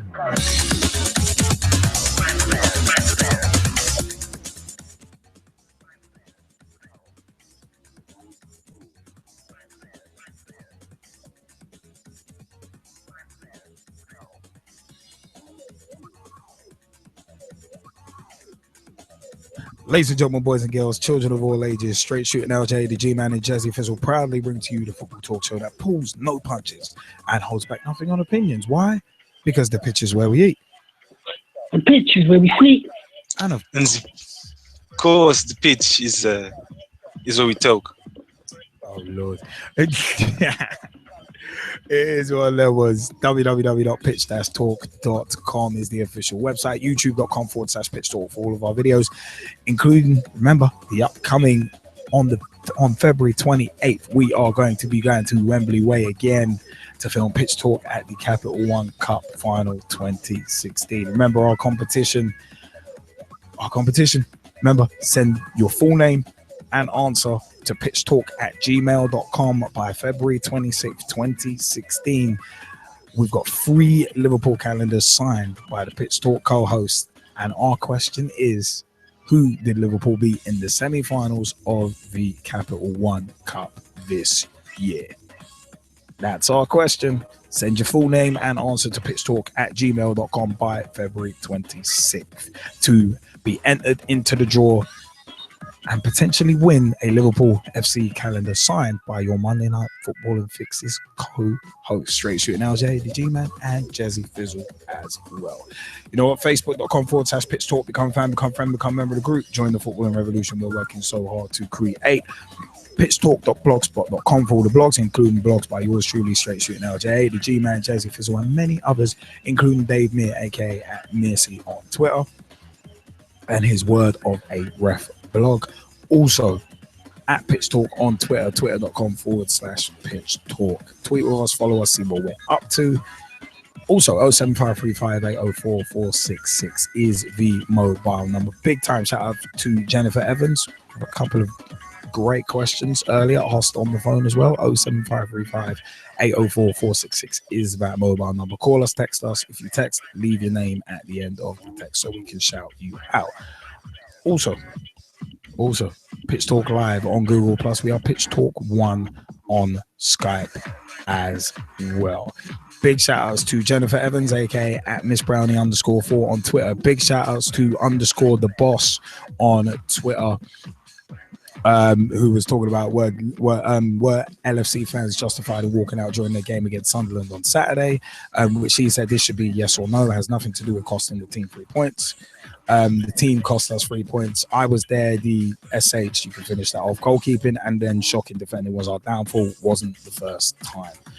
I'm in total agreement with him, to be perfectly frank. But yeah, big shout outs to _ the boss on Twitter. Also, big shout outs to Tweet Whiteline @TweetWhiteline on Twitter. Facebook.com/FinnWhiteline Magazine and FinnWhitelineMagazine.com.